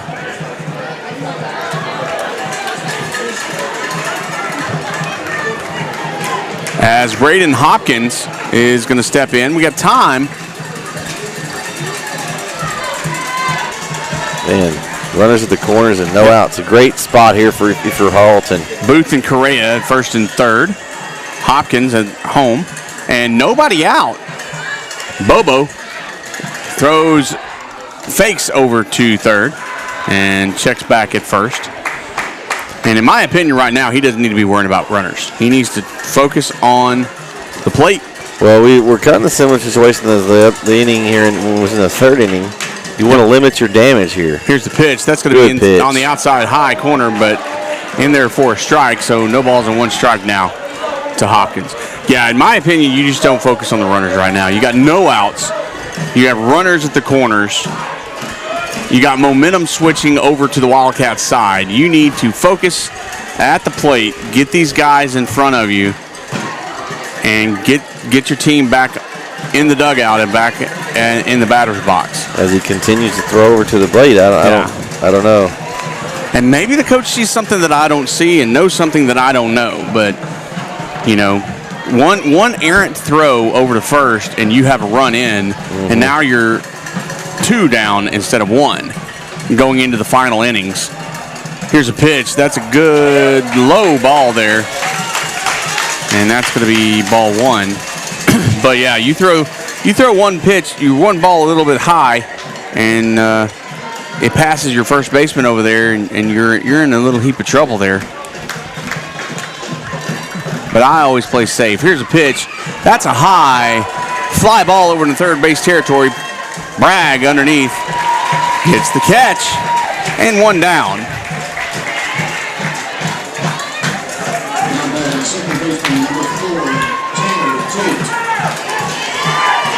So after the fly out, Tanner Tate, who has struck out and flown out,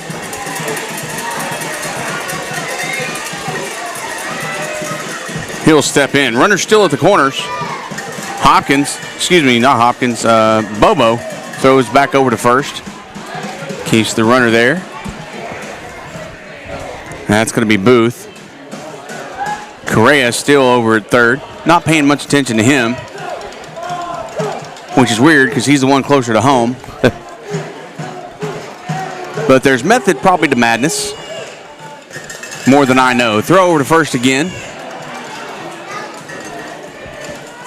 And again, you know, I have nothing against probably something that's being seen that I don't know. I would just be scared to keep throwing over to first. You just miss one. How many times are you going to go back and forth for it? Yeah. Of course, you have the brother connection there. Yeah, you do. You have that option. There's the pitch in there for a strike. Good job by Bobo to put that in there. Maybe you trust that. And maybe, and you mentioned this earlier, and maybe it's a mind game for the batter. Maybe it's something against them. Maybe it's to throw them off their game. I would just be worried and not put my team in that position. But again, that's why I don't coach baseball. That's why we're doing this and not coaching. That's why we're doing this and not coaching. That's why they are in the regional finals, and we're broadcasting the regional finals. We just give our opinions. And Bubba with the pitch. Good little breaking ball, but it's going to be a hit by pitch. And that'll load the bases. Okay, Keith. Gotta say it. How long do you leave him out there? Well, and I haven't seen anybody over in the bullpen area. No, and not that ever really happens much. I just wonder. But it looks like somebody's moving. Nope. At some point, this is every run is key, especially the way Wallace has pitched tonight. Well, and right now you have the opportunity. You have 1 out, and it's a force at any bag. So the coach has moved all the infielders into different positions here. You have your shortstop, your third baseman, your first baseman in. You have your second baseman back a little bit. Here's the pitch. That's going to be on the outside corner, but it's going to be a ball. I mean, the double play is in play here. We get them out of the inning. That's why you have your second baseman back. You have your second baseman in double play depth there. And then you have your other ones in the infield for a opportunity to throw it home if it's a short little blooper into that area. That's going to be a ball as well. So you got 2-0. But what you don't want to do is you don't want to walk runners home. No. and give them easy runs. We saw that in a couple weeks ago in the softball game, a walk-off walk. Yep, and we also saw it in a baseball game. We saw a walk-off walk as well. Yeah. I believe it was Bullard and Kilgore, I think that we saw that in their first series. That's going to hit the outside corner. That's a strike. Yeah, it was the 10-run walk-off, which is a little different than the right. But it was a walk-off at the end of the game. So yeah, the one with the softball, I think that was what Hawkins and Frankston. It was. That was the end of the series. That was the end of the series. Yeah, that one was a walk-off walk. That was come from behind it. Right, it was a one-run win.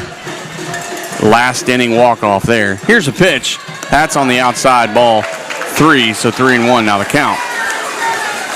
And the frustration is starting to mount. As you can see, Drew Bobo kind of get a little bit frustrated, so he needs to relax just a little bit because this is a big pitch here, and he can't throw the ball. Frustrated. So he looks in. Here's the pitch. That one's going to hit the inside, and no, that's a ball. So that'll bring a run home.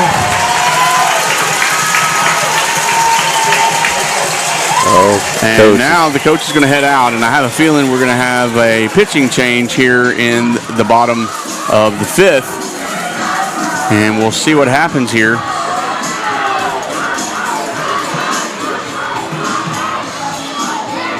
And the crowd of Harleton is getting into it as well. Yeah, you got a nice little student section over there behind their dugout. Well, I mean, it's summertime for these kids. They don't have school tomorrow. So they get to, they can come out on a weeknight like this and have a good time and enjoy. Not that they wouldn't do it during school. We haven't had too many of these like games under the lights this year, if you think about it. Right. I don't know that, since the days have gotten longer, a lot of these games have ended before it's kind of gotten dark. It's really nice to get the nice glow of the computer, the mixer here. You're not having to like squint in to see anything. Yeah. So I'm not sure. I don't believe. Nope. They're going to keep Bobo out there. So I think the coach is just trying to settle him down. He did he did show frustration there. Yeah, I think he thought that last pitch was a strike. Right. And I think he's just trying to tell him, hey, let me deal with the umpire. You just deal with the pitches. Now Cameron Johnson steps in. Bases loaded still. 1 out. 1 run already in. Here's the pitch. Good pitch down the middle. That's going to be a hit out into right center field. It's going to be shallow, though. And Robinson has it. It's going to be a play at the plate. And he's out. He is out. Oh, what a play, Keith. Colton Carnes. Fantastic job. So does Gavin Robinson. It was a shallow hit. And Robinson played it perfectly. My goodness. And Carnes did a good job. He stayed in front of the home plate. He caught the ball, made the tag, protected home plate, but he didn't do it in such a way to cause an interference call. Yeah. Great job. Because he was on the right side of home plate here from our view, and caught the ball and had his left foot kind of over, so he was able to just kind of pivot over and make the tag. That's a huge play. That's another one of those big plays. That is, and you talked about it earlier in the game. Big plays, big moments, and once again, Douglas comes away and ends an inning on a huge play and only keeps 1 run on the board. Now they're 2 behind, but 2 is not an insurmountable amount to come back on. That's a steal of a couple of runs away from and if you and if you want to talk about it, that's a momentum stealer. It kind of deflates you a little bit. You had a great inning with Harleton getting bases loaded. You walked in a guy. The Harleton fans were up. The Harleton team was good. They were jumping, and then all of a sudden, you get thrown out. You get an out there on a fly ball, which you thought automatic sacrifice fly. Then you get thrown out at home plate. Well, and that deflates your balloon really quick. But here's the problem we got, Keith. They've got to hit the ball at some point. Right. If they can't get a hit on Wallace, it's going to be tough to win this game. So at some point. But you also have to look at, and you're right, you are correct. However, I wish I knew, I should have been keeping it. You got to look at a pitch count situation here. Yeah. He has struck out 12 batters in this inning, but he's also walked 4 or 3. Yeah. So that's something we need next year. We need a pitch count situation on the screen. But he only has 110 pitches that he can be. I believe 110 or 115. It's 110. Yeah. They have to, once they cross that, they can complete the batter. Correct. And that's it. So I don't know. That's how many pitches is that per inning? Let's calculate that up. So right now, it looks like Riley Kaufman is going to take the first pitch. That's going to be fouled off for a strike.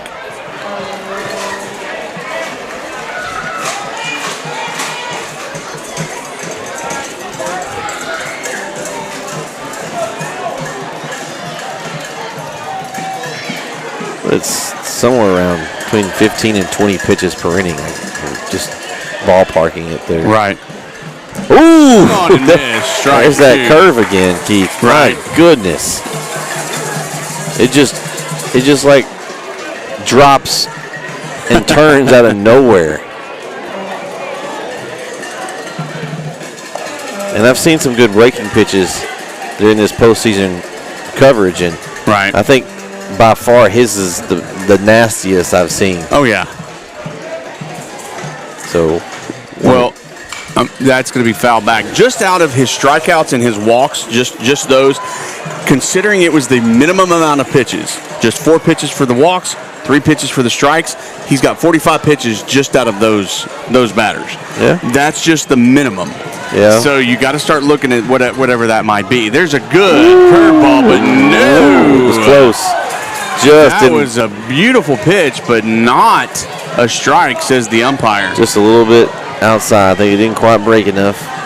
So, granted, we are in the 6th inning. So there's only really, possibly, this could be his last inning. Yeah.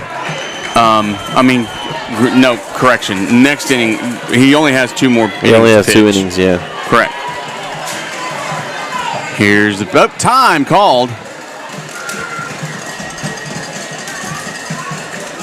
Riley Kaufman called the time right before the pitch, so the umpire granted it. But I'm with you. I bet they're just going to, that's going to be a walk.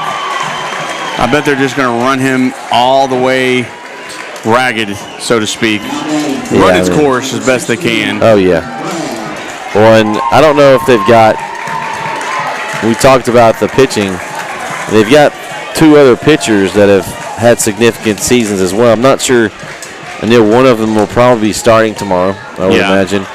And then the other one, if they have a closer, I don't know if one of those guys closes or if they have 3 starters. Right. So, you don't want to have to dig in just in case you need a 3rd starter. So that's a hit out into right field. That's going to be back a little bit for Johnson.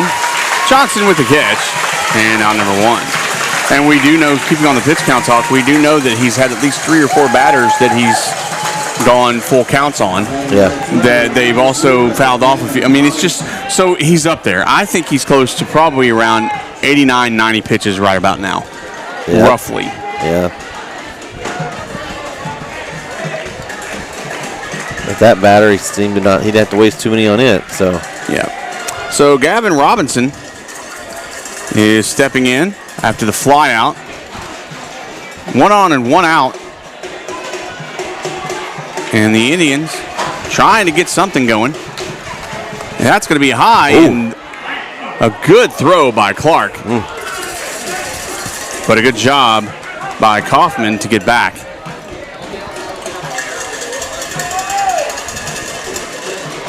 It's confidence in that catcher and first base combination there. A good pitch right down the pipe there for strike 1, 1-1 to count. You just don't really see the throw down to first like that a whole lot. No, and these guys, I've seen it a lot in the playoffs with the kind of pitch out, and they do that a lot in college and playoffs. Oh! And that was a hit right back, and that's an errant throw by the second baseman. Wow. Tanner Tate.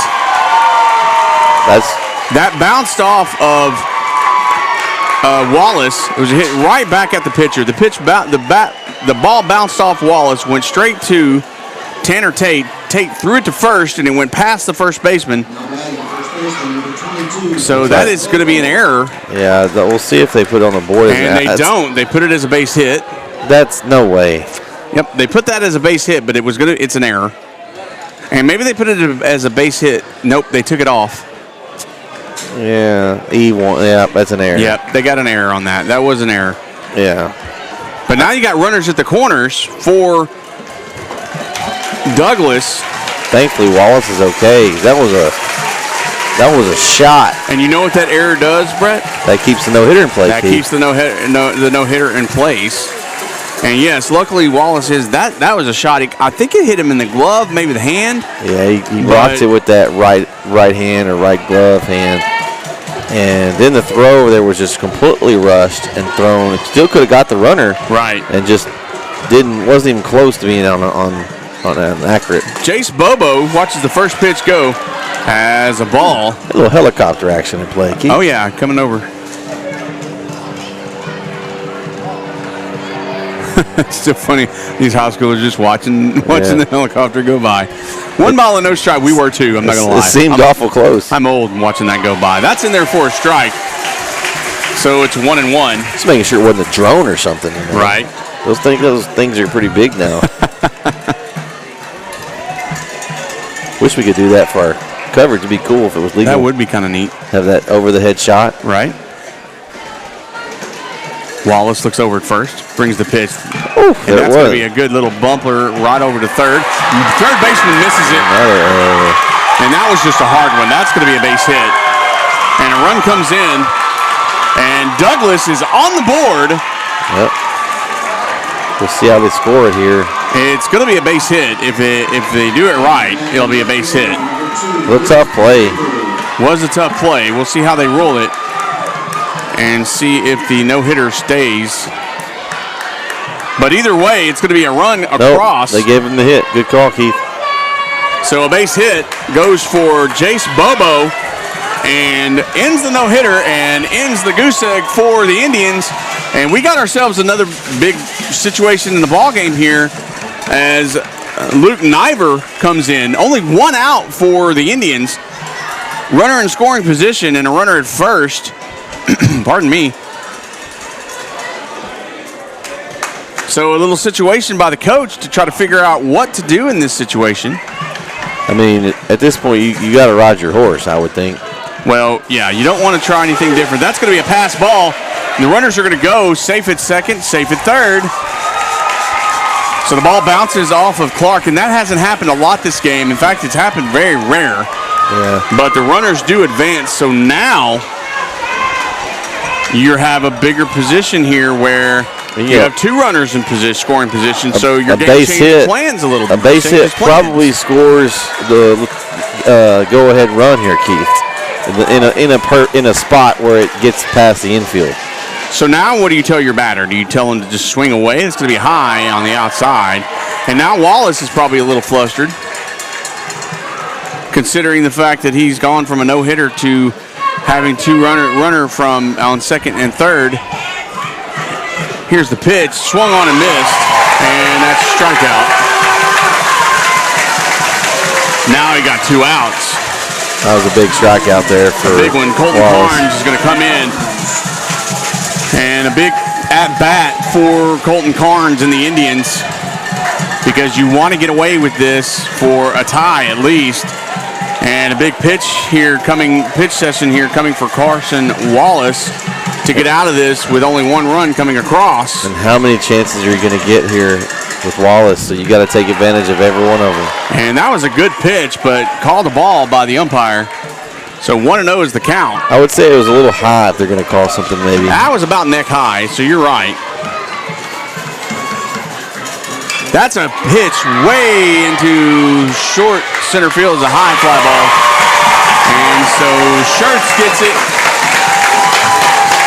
and saves the run from coming in. So only 1 run's come across, but the Indians are now on the board.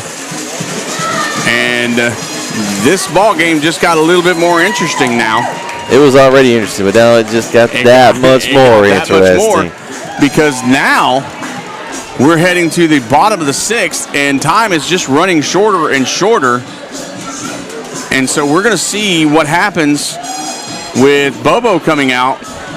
He's got a new little lease on life here because his boys got on the board. He and his teammates got on the board. So it's not lost, so to speak. You went from 2 runs down to 1 run down again.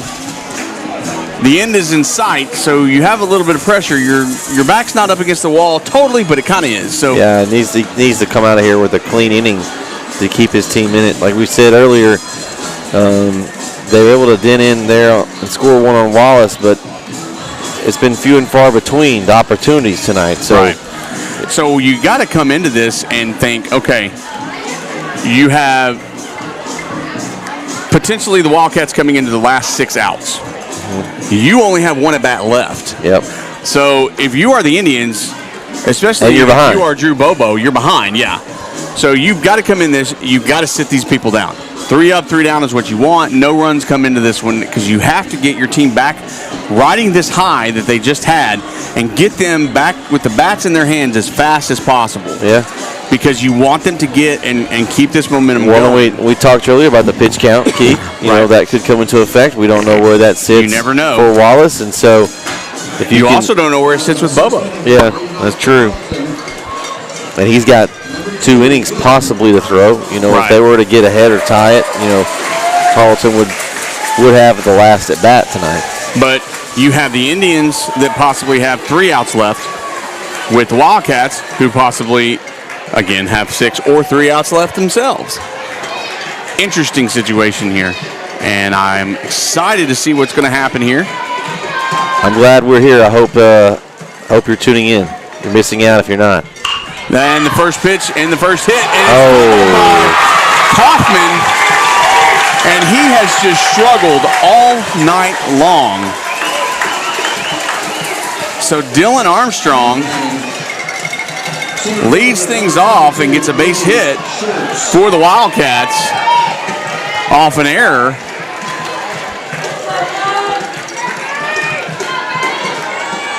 And now Gage Schertz is going to step in.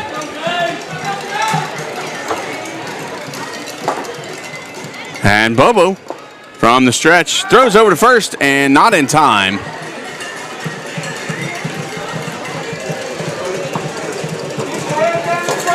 And throws again. Doesn't even come to the stretch on that. Trying to catch Armstrong. Kind of playing a little cat and mouse game there over at first. Now Bobo's set. Here's the pitch. Bunt. And caught by Bobo over to first. Almost a double play. Oh. But Bobo does a good job of bouncing off the mound, catching the bunt, and throwing over to first to get Gage Schertz and get that first out. But the lead runner, Armstrong, makes it to second. Almost gets caught as he rounds second to go to third and has to get back to first extremely fast. Or excuse me, has to get back to second extremely fast. Because Jace Bobo launches it back over to second. Yeah, that was a great job by Drew Bobo to get off the mound, and you got to field your position. He did that. He did a very good job. So 1 down, but a runner in scoring position now for the Wildcats. That's going to be inside, and it's passed ball by Carnes, and Armstrong now 90 feet away. Yeah, so you're looking at, you know, they just got that run back as Douglas did, and now Harleton is, you know, knocking on the doorsteps of getting their 2-run lead back right away. We talked about how important this inning was for Bobo, and it's kind of off to a little bit of a rocky start here. And you got Carson Wallace, who has done a great job. He had a base hit back in the third, so he's got wheels. That's going to be low for a ball. That's a strike. Oh, that was a strike. I apologize. That is a strike, so that makes it 1-1. Half the people here didn't like it. Right. I had looked up at the scoreboard, and I wasn't quite sure what was going on there. I had a little coughing fit earlier. So here is Bobo from the stretch. Here's the pitch. That's going to be hit down the right field. Oh. And it's foul. And looked like it hit. It was close. It was close. It looked like it hit fair. However, it did not. Much to the dismay of all the fans to our right. The ones in green. Much to the delight of all the fans to our left. Yeah. 1 ball and 2 strikes. And Carson Wallace steps in. And Wallace kind of has the fate in his hands right here, as a base hit would extend the lead to 2 again. And that's going to be a pass ball again. Oh, it's going to come home. Armstrong home. And no! As the throw back from Carnes to Bobo was a little high, and he couldn't get the tag down in time. So the run does score. Bobo's got to calm down a little bit here, Keith. Yeah, he just slammed the ball down in frustration. And I can understand the frustration, but he's still got a game to play. He's got to forget about that. So he's got to step back in. Here's the pitch. And obviously the frustration is showing.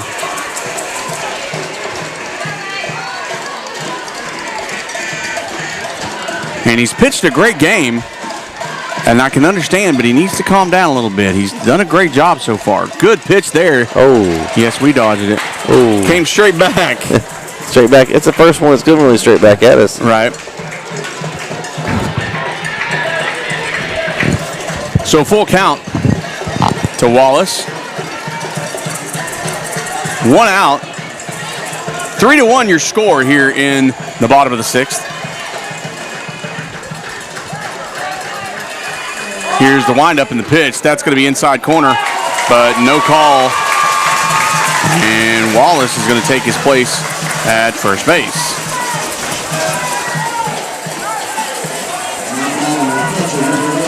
Mason Clark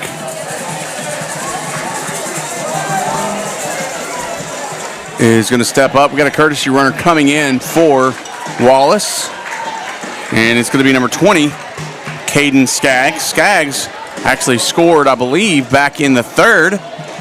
Let me look. Yep. Skaggs scored back in the 3rd. He got the first run of the game as a courtesy runner for Wallace. Here's the pitch. That's going to be on the outside corner, but no call.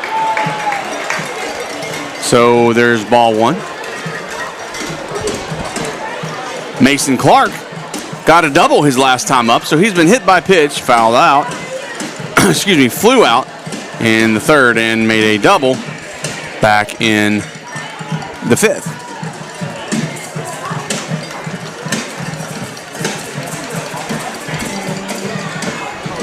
So Bobo looks in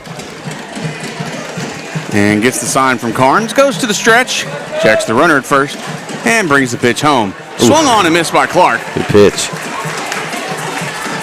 And now the count's 1-1.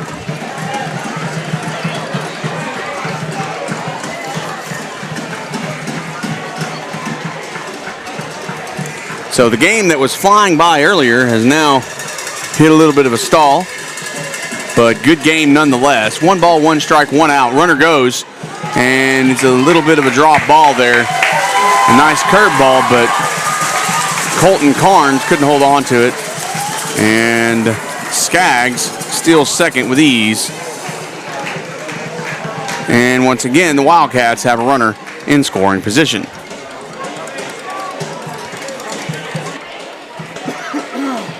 Yo, Bobo here. And here's the pitch. High and outside. That was a little force there. It seems like he's maybe throwing a little bit extra, trying to throw it harder here, Keith. I don't know if you've noticed that his last few pitches. And I don't know if that's just, you know, he's got a little frustration from the technique that he's had most of the game is kind of not there. Now there it was. There was that technique. And that was on the outside corner, and that was a strike. Well, and yeah. Clark got halfway to first. He thought he was getting a free pass, and well, on the pitch before that, he didn't have technique. His kick was that off. was better. That one was the Bobo that I have watched the first 4 or 5 innings. Yeah. And that's why it was a strike. He did a good job, and there it is again. And that was right down the middle. Good hit. And Kaufman again struggles, but finally gets a hold of it and throws on to Jace Bobo over at first and gets out number 2. However, Skaggs moves over to third. But there are 2 outs, just get the batter here. Yep. Still only a 2-run game. You still have 3 more outs in this last inning. You still have a chance. So I think this 1 run right here is huge. Sean Booth at the plate. 2 runs, Keith, I think. It's doable. Yeah. 3 just makes it a lot harder. Right. Not that that's insurmountable. We've seen bigger comebacks, but it just every run, especially when you look over there at the pitching of Harleton tonight, it just looks difficult. And Bobo finally getting back to the pitcher we know he is finally pitching good as he puts that one on the outside corner for strike 1. Nope, that one's high, but the run's coming, and in there, safe. So that one actually got away. That one got away from Bobo, and the Carnes just couldn't get up fast enough to get it. And that puts the score now at 4-1. Well, those are errors, Keith. And you've seen 2 of them this inning. 2 of them this inning. Right. The runners scored on balls that got past the catcher. Whether or not it's the catcher or the pitcher, they got past them, and it's allowed 2 extra runs here, and kind of a little padding going into the 7th inning for Harleton. Yeah. And that pitch was in there for a strike.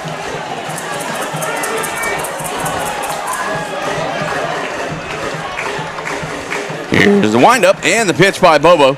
That's going to be outside.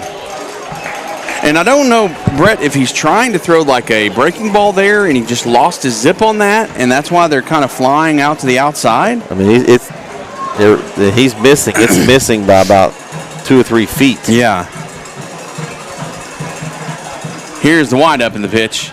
That's right down the middle. Yeah, that's a good, foul back for a strike. It's a good pitch there. Yeah. But I'm just trying to see. I'm watching him there, and I just don't know if it's just something that he's trying to. And I haven't seen him throw a breaking ball in an inning or so, and I'm just wondering if he's trying and he just hasn't gotten it. That's going to be down and away. They're appealing over to first, but I don't think he swung. I don't think he did either. And the reason I don't know that it's a breaking ball, because it almost to me appears, and I'm no baseball expert by any means, but like he's trying to overthrow it. Like throw it get that extra speed. Yeah. And it's just losing control of it. Here's the pitch. Good pitch. That's to Coffin. Great job by Coffin. Over to first. And the 6-3 putout ends the inning, but the damage could be done. And 2 runs come across to make a 3-run lead. 4-1 is your score. So, Bret, it comes down to this as we go to the top of the 7th, and the potential Indians just have 3 outs left, possibly, barring a great inning, which they have the ability to do, and we've seen that happen. And we got it's like the bottom of the order coming up. At the bottom of the order, but so they're going to need a bottom of the order rally here against Wallace. And Wallace still on the mound. You've got Carnes up. He's walking, struck out. You got both Carnes up. Right. Both have struck out and walked each. And then you've got Standrich, who's been hit by a pitch and struck out. So they've all got on once and struck out once. So it's going to be interesting to see which Wallace we see coming out of the 7th inning. We've seen a couple different versions of him tonight. Yeah. We've seen the first couple innings of Wallace, and then he was maybe another inning later, he was that dominant strikeout machine. And then we've seen him where he's lost control, where he's hit some batters and he's walked some guys. The only one, he had the one error and then the kind of the hit, but either one of those were hit very hard, the ones that got on base. So no one's really been able to get a real tattooed hit on him. Right. And we're going to find out. If Douglas can't do that, I don't know that they're going to be able to win this game. I just don't. Even if he walks a few, somebody, I don't know who it is, somebody's got to wake up on Douglas and get a bat on Wallace's pitch and get it to the outfield. I think they do that, then they've got a chance. If they can't get a hit on it, I just don't see Wallace walking a bunch of runners in at this point. I think they've got to get the bat on the ball. Well, Colton Carnes is going to lead things off here at the top of the 7th. That's going to be in the outside corner, says the umpire. And correction, that's going to be Garrett Carnes leading things off, I believe. Yep, Garrett Carnes. So we're in the bottom 2. That's going to be hit over to the shortstop side. Booth has it. Booth over with the 6-3 put out. There's one. And one down. So quickly, the Indians are down to their final 2, possibly. So that means Kason Standridge. So that means we'll have Drew Bobo in the, yes. the third at bat. This so inning. Drew Bobo is on deck as Standridge steps in. Oh, and a hit by pitch. Man. And that's his second hit by pitch for He's got a magnet on him, Keith. Well, he's hit by pitch, been struck out, and then hit again.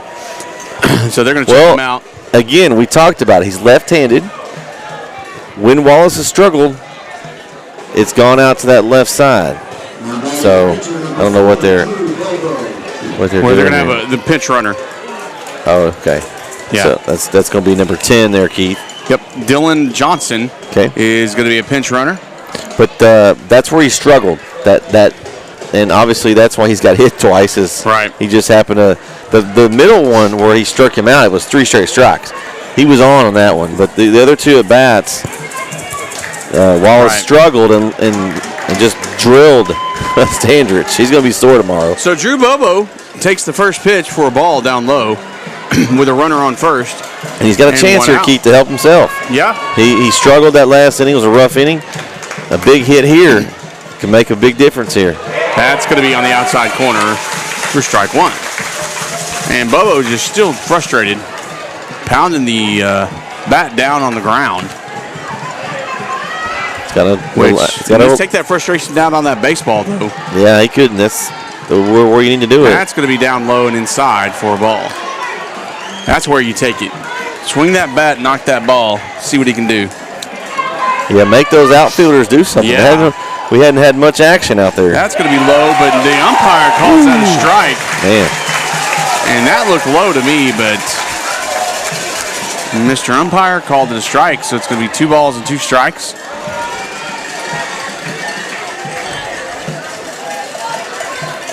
Wallace with the pitch. That's going to be hit straight up the middle. But once again, double play. Booth is there. And that's it. Double play is there, and that's the ball game. As a 6-3 double play. Because Booth took it himself. And that's the ball game, ladies and gentlemen, as the Harleton Wildcats take game 1 of the series 4-1 over the Douglas Indians. But what a way to end it. That was a one-hit gem by Wallace, Keith. Right. I mean, and the one hit was probably the weakest looking hit. I mean, he just happened to be in the right spot. A tough play, but man, shout out to him. He pitched an incredible game. How many strikeouts did he finish with? I believe he finished 11 or 12? with, I think it was around 11. I think 11 strikeouts is what, 11 strikeouts is what he finished with. All right, so that's going to move Wallace to 12-0 in the season.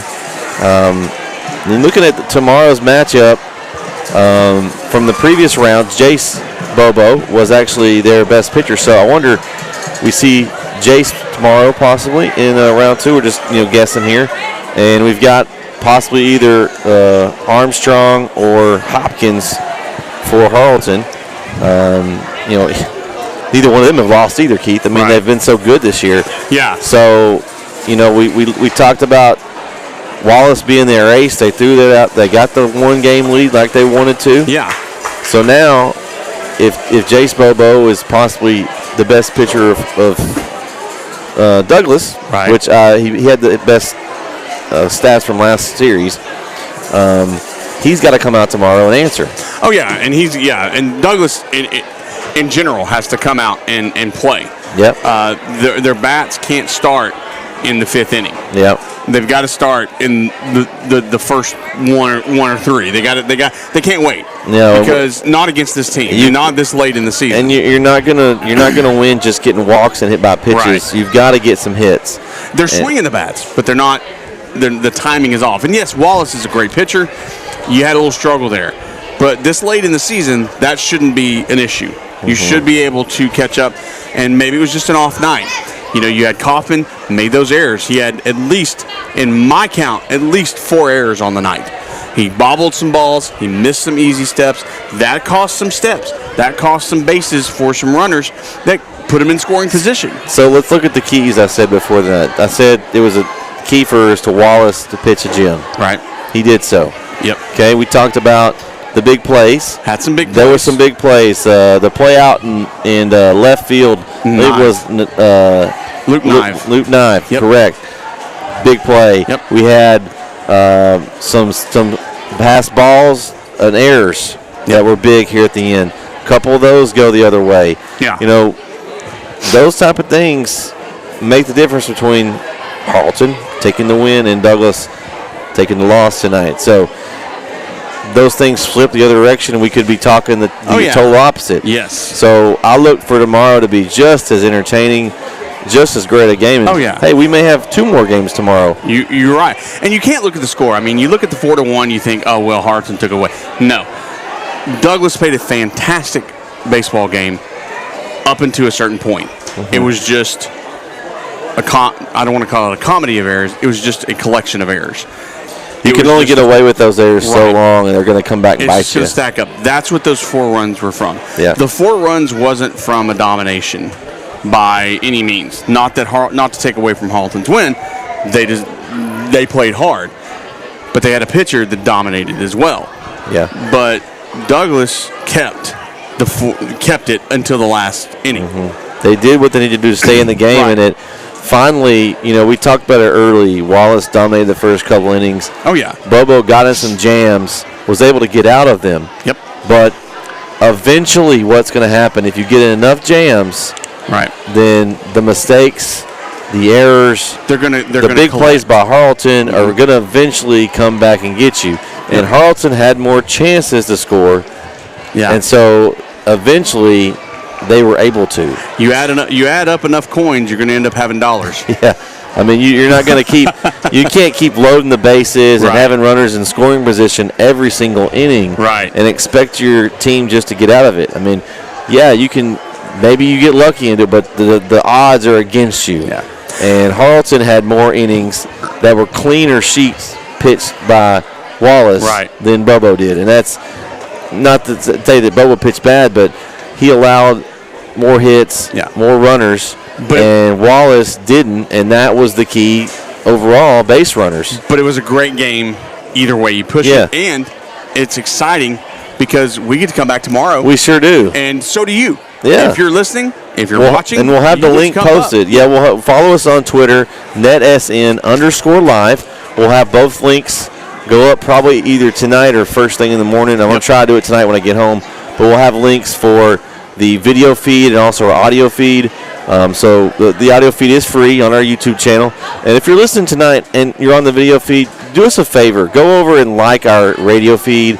Subscribe to our channel. It helps us out. We don't charge anyone in any of the schools that we cover throughout the year for any of the coverage. All we do is we ask you to like and subscribe. Helps us build our channel in our viewer base. And also helps us, our videos get seen more. It helps us out in general. So we do this because we love doing this for the kids and all this Northeast Texas area. This is our last series, so tomorrow will be it. After tomorrow, win, lose, or draw. we'll have the off season. We'll be back strong for some football coverage. Yep. But if you like and subscribe and you know what's going on, you will never miss any of our action. We've got some big things coming in the off season too that we haven't announced yet, but stay tuned. And you can only know about it if you like and subscribe. Yeah, yep, you sure will. And we want you to do that. And we hope everybody enjoyed tonight's broadcast, and we'll be back tomorrow for one, maybe 2 more here at Mike Carter again. And we want you to join us. Hey, so for Bret Sweeney, I'm Keith Whitman. We're going to be out of here tonight. Pack up everything and go home. We hope to see you tomorrow. Y'all have a good night.